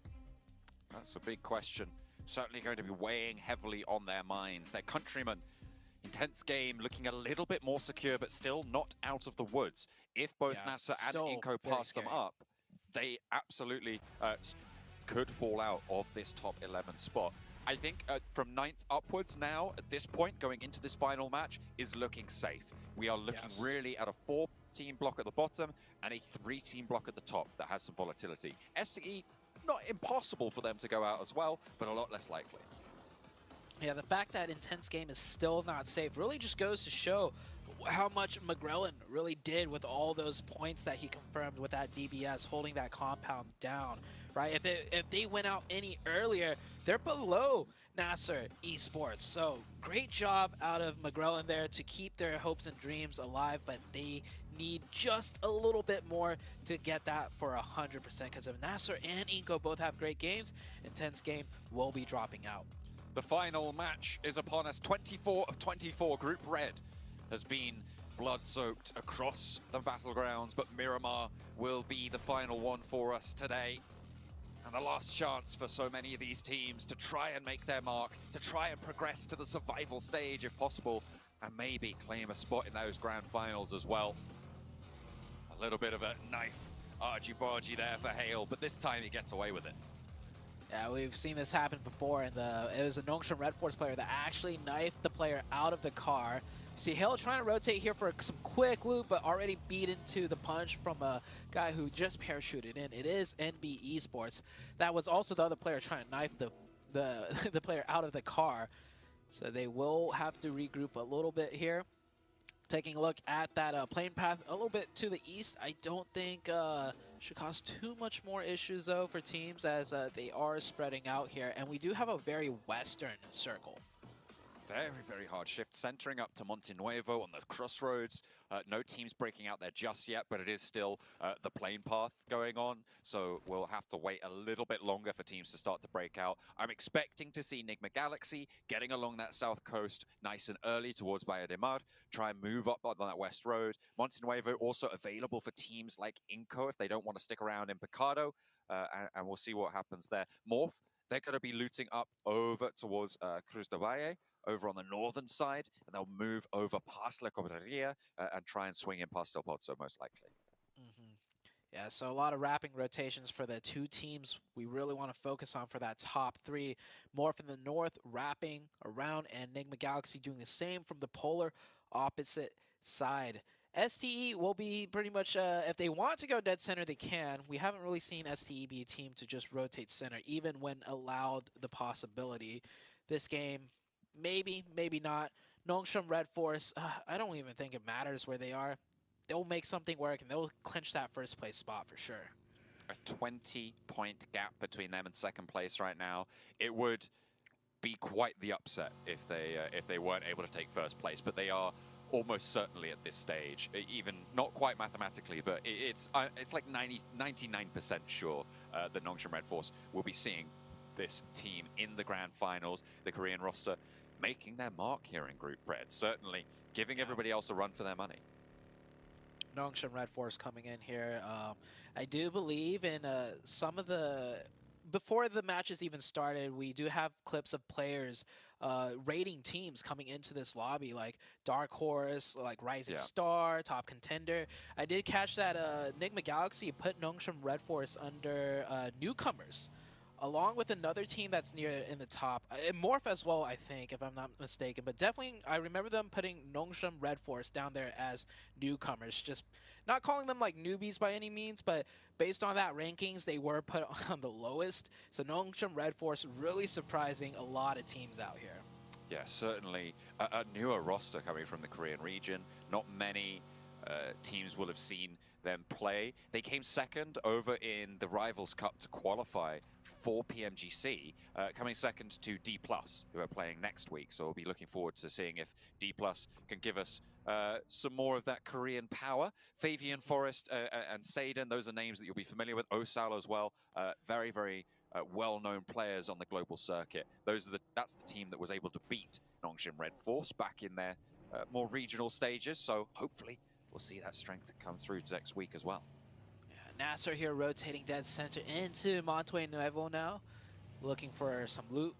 For sure, you can see Star there with no util. Spec coming in here completely dry, just starting to pick up the nades. I mean, we did have a very eastern plane path, so the teams have taken quite a while to rotate here just to start looting. Inko close behind them, and Inko looted Picado, I imagine. So if Inko wanted to and crash right in, they'd have a huge advantage fight, but that's most likely not going to happen. And Hyper getting shot at just a little bit as teams are making their rotations into the first zone now.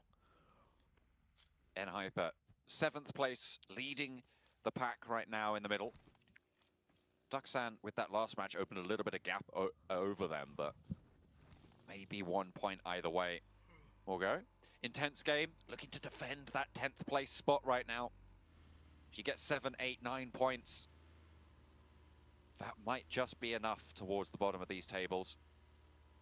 But you never know. 7th Element, the team with it all to do. The biggest run for this squad to try and make it to that bubble. 15 points they need to make up over that bubble position. And see if they can overtake Nasser.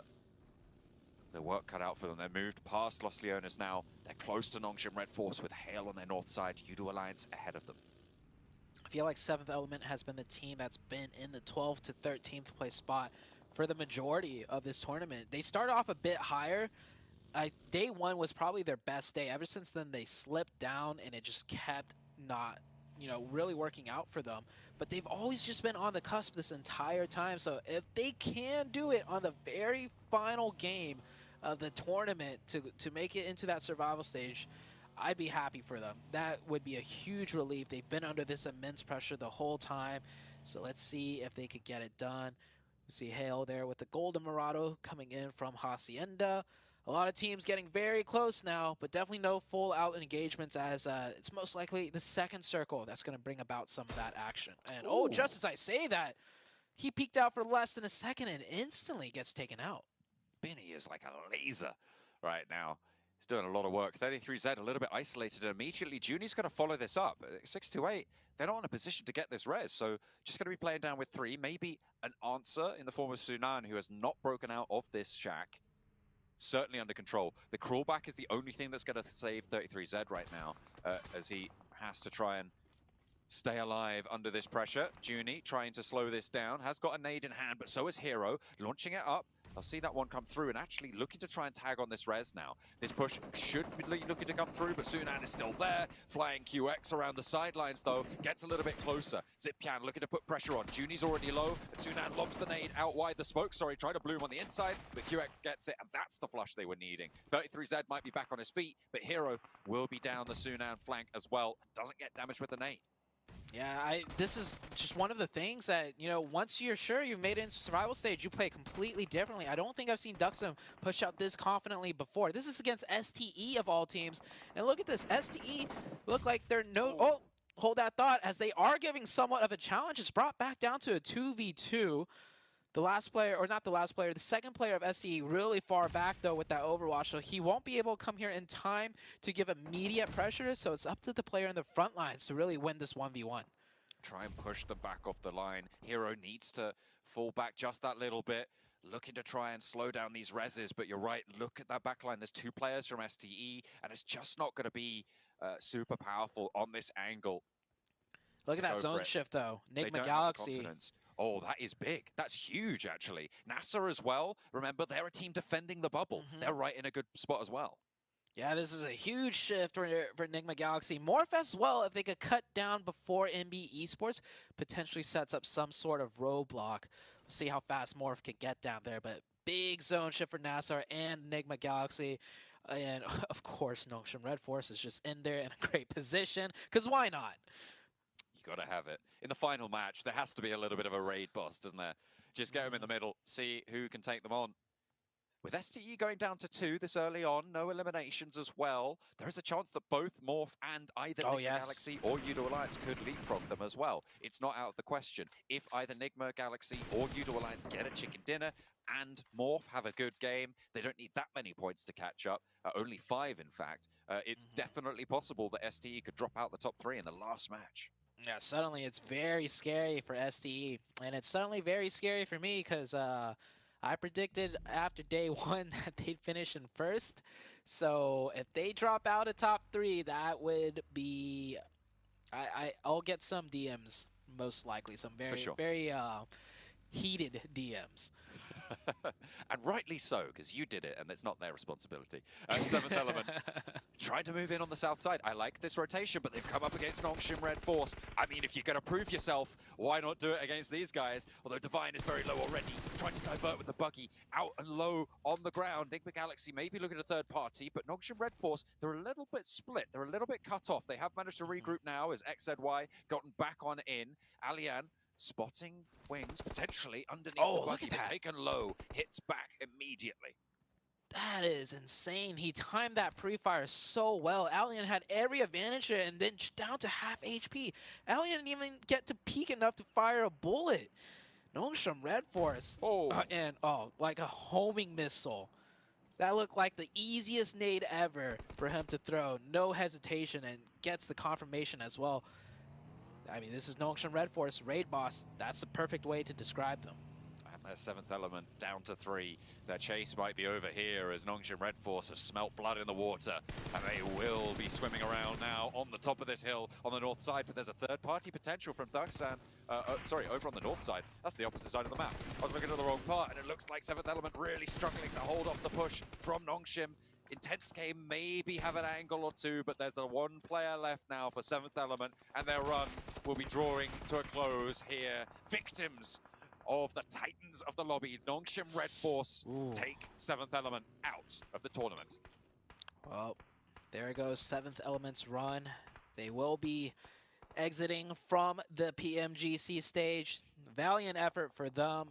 Man, that fight was just like, if you were heavily under-geared for a raid, that's what it would look like right there. That did not go their way, unfortunate. It's just sometimes what happens though. They needed a miracle. It was not to be this time around. Hopefully we'll see them again, but I feel like they've gained a couple of fans here in Group Red. I'm sure that plenty of people in the chat are still going to be looking forward to seeing them next year over in the 2024 seasons back in South Asia. They'll have plenty still left to do. I'm sure we haven't seen the last of them. But we have to now focus over to the other teams racing for those bubble spots. You've still got Inco right on the doorstep of NASA's 116 bubble spot. Yeah, Inco currently their position on the map. I'm taking a look at this. They're kind of just in the mix of things on the northeastern side. I think they're on the low ground. So most likely Circle will shift away from them, and they'll have to push across from Nasser, who's holding that high ground. So Inco not in a very good spot whatsoever. Nigma Galaxy, of course, in one of the better positions on the low ground, away from all the fighting. They will be staying alive. Morph coming in right over the top on the north side of them. You can see right here, they've been popping off shots, picking up elimination points as well. Not good news for the side of Nigma Galaxy. Those were knocks that Nigma Galaxy wanted to take away as well, and more for extending their lead. 2 extra points now on the tally. That's 13 is the gap. Next Ruya in the meantime against Kanina Power, trying to take control of the position in the church. Yekta on the inside, Palucci putting these nades on through. These two teams have been fighting off against each other back in the European region as well. And now, next Ruya, really quite far away from this bubble. Don't really have too much to do, but a nice spray from Frozen. Finds Becca on the shot. The first knock to go through on this scrap. As said, Wolf looking for DGR. Yekta sets up the crossfire. Another point going over to next Ruya. 2 points on their tally. Still very, very far away. A fourth point now found. They're looking for Palucci last. Not even a casualty sent back their way. So 5 eliminations found for next Ruya. That's 94 points is their total, but they are still 22 points away from the bubble. And it's just not going to happen for them, unfortunately. The European champions, the first place team, the team that qualified from PMGC points from the Türkiye region, potentially getting knocked out in Group Red, all the way out, not even into the survival stage. It's really a fall from grace. Oh yeah, Kanina Power as well. Of course, you mentioned earlier they came in here with their coach playing, so they started off at a huge disadvantage to begin with, but they will be knocked out here. STE, they are down to 2. We said there was a possibility, right? If Enigma Galaxy and Morph both have really huge games, STE can get knocked out of the top 3. So any points that they could get now is huge as a duo, and I think they just confirmed a couple right there. See how many points they were able to accrue. STE, yeah, they did get 2 points, so 180 is now that second point mark. Enigma Galaxy and Udo Alliance both having 13 points to make, but Udo Alliance are down to just 2 players. So it is most likely going to only be a race between Enigma Galaxy and Morph at this stage. 13 points definitely achievable. For Enigma Galaxy in the spot they're in, it's doable as well. I feel like Morph might just pass STE up here for sure, because Morph still have 4 up. They're on the edge, but they're on the high ground of the Northwest, where even if they don't get a good zone shift with a 4-man team, they're going to just clean through a couple of squads at least and pick up 5-6 more elim points. That might be more than enough, but just as I say that, man, STE still putting up a fight as a duo, finding these angles, getting these knocks. They are still fighting. You're right. Unzen is knocked out in the open as Duxan just taking these shots. I think he just jumped out of the vehicle to try and survive on their rotation from the north side. So not too much to worry about there. But Morph pick up the point. That's another extra point. So 14 points is now the gap for Enigma Galaxy to try and close. Starting to get a little bit more tenuous. Next Furia rolling up. They've already got 4 eliminations on this match. Intense game. Remember, they are defending as well. Potential for Asa and Inko both to overtake them. So going down here would be pretty big disaster. It looks like they might be just down to 1, just with Grelin left standing. Any points he can get here would be absolutely phenomenal. But there are shots onto next Furia coming from Nongshim Red Force. Raid Boss chiming in here. With those knocks, I would not be surprised if Nongshim just sweep down here and take that fight. They're looking confident. Definitely a saving grace for the side of McGrellin, though. Slow down that push completely. McGrellin will stay alive with the help of Nongshim for now.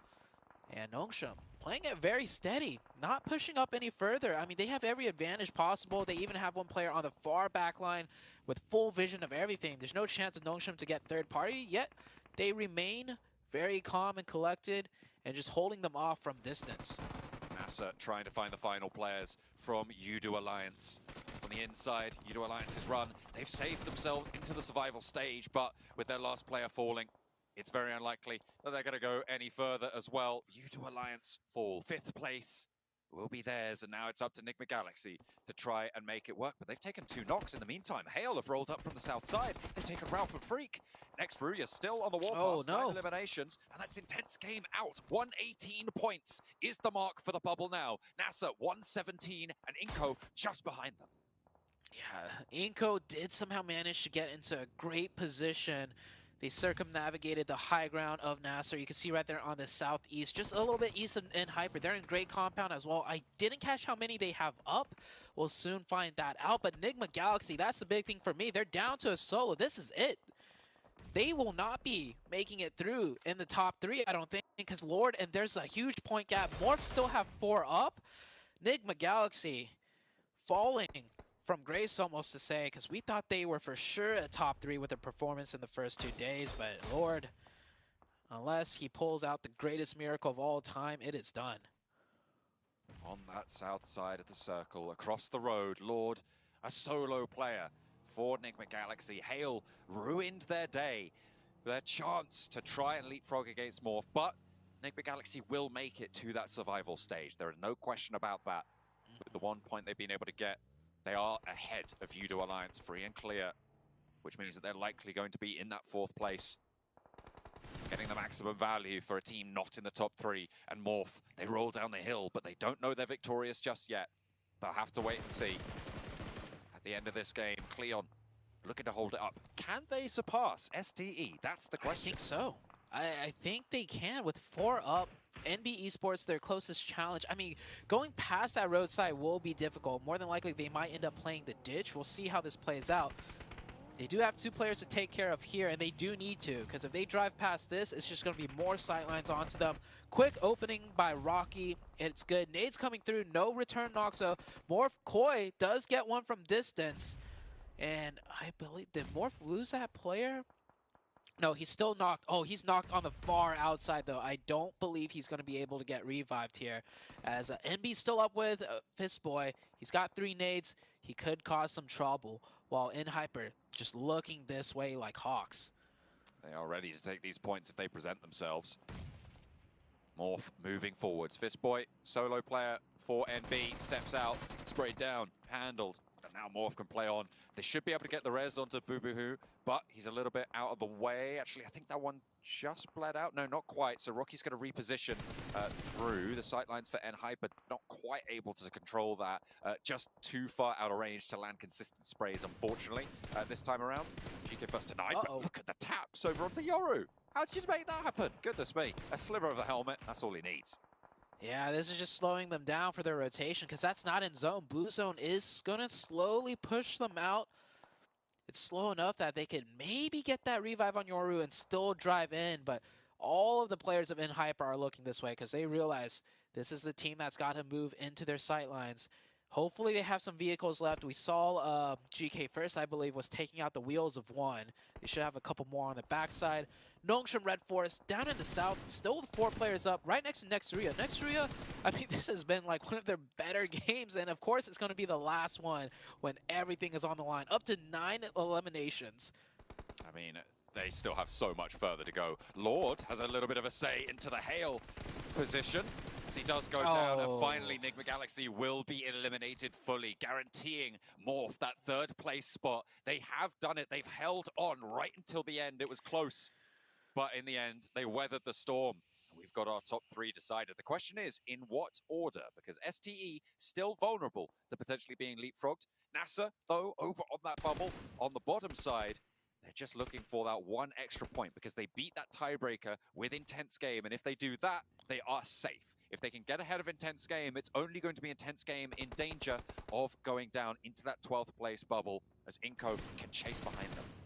Yeah, it would be quite a story. The team to knock you out is your other Brazilian compatriots in the form of Inco Gaming. Inco, I still didn't get a chance to see how many do they have up. They have 4 up. So they have a good chance, you know, come in with a huge game and pass up Intense Game. Only 7 points dividing them between Intense Game. I'm going to assume Nasser with 4 is going to make it in, you know, especially from their position. So all eyes on Intense Game and Inco now as far as who's going to be able to get that last qualification spot into the survival stage. Nongshim Red Force just hoovering up these points around the edge now. Over on to Nextria. A lot of damage sent over to Tizzy. His armor's now shot as well. And Frozen steps up a little bit too bold there from Nongshim Red Force to send a solo to deal with 2 players from Nextria. I know they're towards the bottom of the tables, but you know they've still got teeth. They'll find out all about that. The heal comes through from Dokonma as well. They can't get this res. Wings is pretty low, and Nongshim Red Force actually might have met their match here. Looks like Nextria on a bit of a tear here on Miramar in the last match of the day. Koi firing off some shots, actually leaving the safety of the compound. I like InHyper getting a bit aggressive here. They have the safety to do so. And I think Nongshim Red Force, they're out. They're eliminated. 4 elim points, top 8. They are going to secure that #1 spot pretty safely here. So congrats to Nongshim Red Force. I would have liked to see Nongshim be a little more aggressive earlier against Nextria. We saw that, but hey, they're in first place. They get to do whatever they want. STE still putting in the points, and with Morph out, STE, 2nd place. Here's the outside chance. Nextria, they are currently on 100 points. They need 118 and to clear the next highest team. So if Inco go down, and they get a miraculous game. So if Nextria take on Inco, there is a chance. But it is so slim. Here. It is so slim. They could find NASA, but NASA have already done enough. They've got enough points to get over Intense Game, meaning that they are no longer under bubble threat. Yeah. Unless Nextria get this, I think it would need to be like 25 points, maybe actually a little bit more. It might be 29 points. I'm not entirely sure. I have to double check my maths, but still, they would need a massive, massive game, a record-breaking game. But there's still that chance. On the south side, they have moved up. STE starting to falter now, Ching, the last to fall. STE are out. The top 3 decided. Yeah. Disregarding math, Nextria, if they win this fight against Nasser, this is the spot to get the biggest of chicken dinners. You take that out, you have full sight lines on all your enemies, pick up all the elims possible. That is their only chance, if there even is a chance, right, mathematically. This is the first step, and it is a 4v4 engagement. This is not going to be an easy one. This is going to get messy, and most likely they're going to be losing points elsewhere as they try and find these elim points here. 19 eliminations and a chicken dinner is what they need. It is 29 points, the gap between them, and 118 points. But if they get up to that point, I think it would be a tiebreaker between them and IG as well. So it is very down to the wire. If they want to clean it, it's 30 points clean, right? That would see you in no matter what. So they want to find 20 eliminations. With 11 already and 4 players alive, in the position that they hold, you're right. If they can take it down, they need 9 more points. 4 from one team, 4 from another. That would see them on 8. But they've got their work cut out for them. They're going to spread out. They're going to play a little bit more calm, a little bit more passive. Inko, not fully out of the woods just yet either. They do have 4 up. They're already in the top 5. That's good placement points, but not fully surpassing that 118. You can see they got the zone, though, and they have 4. And with everybody else not in the zone, I think they're good, but they do have to still close it out here. Big eyes on Nextria. This is the biggest question mark. I think you did the maths.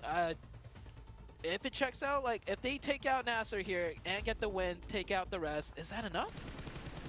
It might be. It might just be. They need a 20 elimination chicken dinner to be able to jump on up, but it depends if Inko leapfrog as well, because if Inko get high enough, then it doesn't matter either way.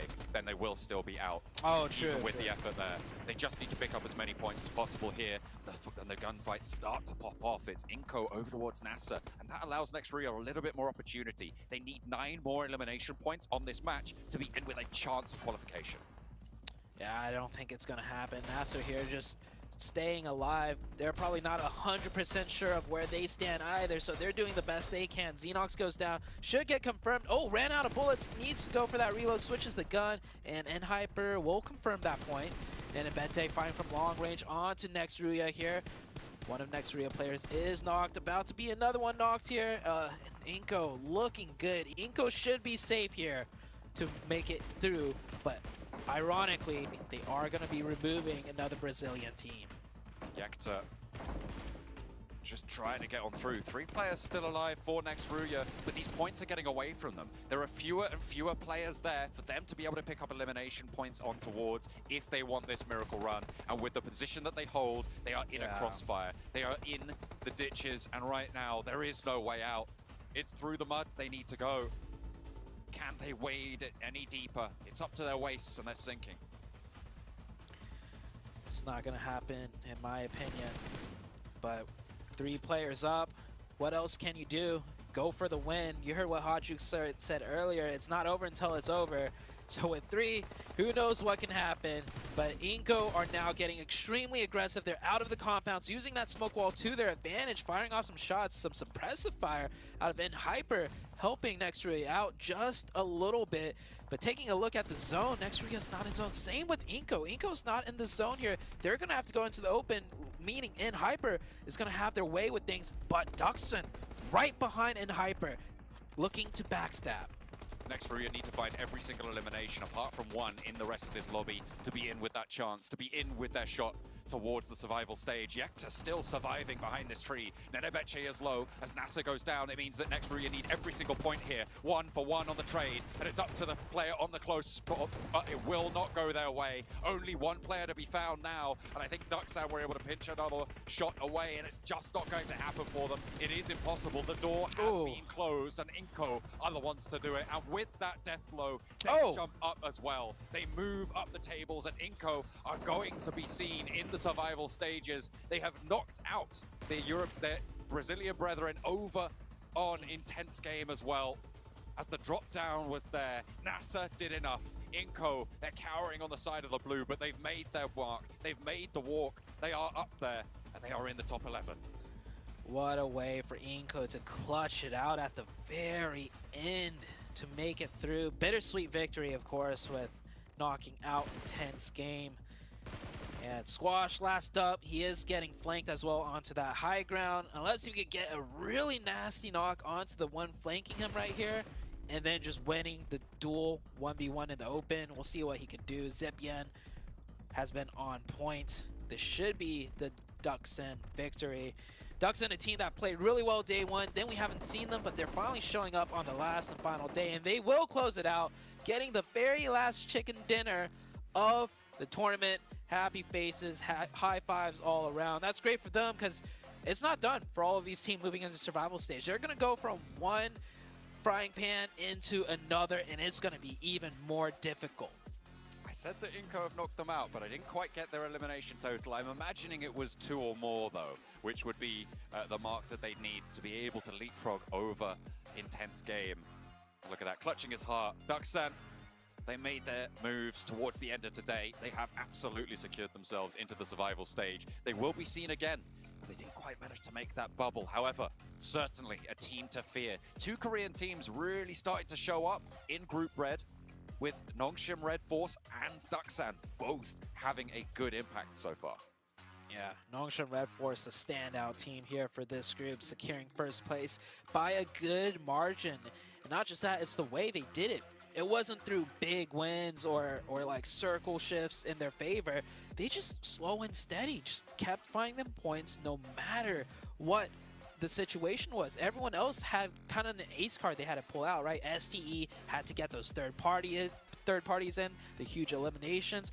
Morph needed the Miramar games in particular, you know, to find those huge gains, but Nongshim Red Force, the team that, you know, took out first at the end of the day, doesn't matter the situation, doesn't matter the map, an all-around team. A really solid performance coming through from so many of these teams. STE, a little bit of a fall-off right towards the end of the tournament today. Not their most illustrious performance. They got a couple of points here and there. Morph, and to be honest, Nick the Galaxy, all kind of a similar story. It was only really Yudo Alliance who kind of put up a really solid fight today that I've been impressed with. It's been the tale of the middle of the tables for me today in this final closing moments of Group Red, which bodes incredibly well for their prospects, I would say, in the survival stage. And the teams that had to fight tooth and nail to stay alive. At one point, Nasser was knocked out. Remember, they were knocked right into that 12th day spot. But that concludes the tournament for Group Red, the survival stage. We will see them again, so don't go anywhere. We'll be right back with the desk. What a historic performance here right at the end. Duxon matches the world record for most chicken dinners of the day with number 3 in the final hour. What a way to get it done. It was a little bit of a nail biter there. We're wondering if we're going to see next Ruya clutch it up. They didn't go for the hot drop that I was hoping that I would see them do. But you know what? At least they definitely, you know, went out with a little bit of a bang here, Cameron. Yeah, but listen, for Duxon, we have to celebrate them because 3 wins in a single day, 50% win rate on the day is absolutely amazing, especially for a team that started off super strong with a 4th into a win on the very first day to then slip and slide all the way down, getting into the danger zone. But no, they just know how to put on a show. They know how to make us really tense. They know how to put a tension match, right? Because then they say, you know what? We're not done. That was all a ruse. We're actually an amazing team, and they get 3 wins. The last one, 10 eliminations, 20 points overall. Not making a question at all that they deserve to at least give this another shot during the survival stage. Yeah, this has been the best response I feel like we've ever gotten from a team that was in contention there to not even making it top 11. At one point, we're even saying this team could possibly go home after being towards the top in the first day. And for a team that was ahead by 1 point in 11th place at the start of the day, I couldn't ask for anything better. I hope some of the other teams are taking notes as well going into survival stage of how you're going to need to perform. Obviously, it's very, I don't expect everybody being able to get 3 chicken dinners, okay? I know it's very, it's a bit unrealistic. Oh, yeah. But, I mean, for this team to be able to do it, at least they're going to be able to, going into survival stage with a big confidence boost and not going in there saying, okay, you know what, we barely made it. Hey, most damage right there at the end. Koi from N-Hyper. So it's good to see N-Hyper show some signs of life there towards the end. Still 3 chicken dinners they had in the entire tournament, so got to give them some love. but we'll have to see them in the survival stage. And I'm going to say I'm really, really nervous for this squad because there's going to be a lot of heavy hitters there. And, speaking of heavy hitters, not just in Group Green in the last week, also here at this stage, right? We got some top dogs like Duxon, that tied the world record, and Enigma Galaxy as well. It's going to be one heck of a show here coming up soon. Imagine if, by the way, congratulations, Nongshim Red Force. You guys absolutely deserve it with the way that you guys were able to adjust to some of the awful circles that you guys were getting and some of the stuff that the other teams were doing. You guys definitely deserve that first place, 6-8 with that second place and more. But look at the big jump up that Duxon was able to do. 5th place with 163 points. I bet they're kicking themselves right now, Cam, thinking, man, if we could have just done a little bit better on that day 2 and day 3, we would have made it to 3rd place. Because, they overtake Alliance. We were talking about them being in contention for it to try and make it into the top 3, so you're absolutely right. They could have already been there. We don't know what happened, what caused the downslide, what caused the sudden upsurge. This is all just speculation at this point, but yeah, it sort of really makes us ask, what if, right? 4 chicken dinners total, not even just 3 on the day, 4 total. And they're not top 3. They got twice that Nongshim did, but that just shows the strength of Nongshim of always getting points every single time, win or not.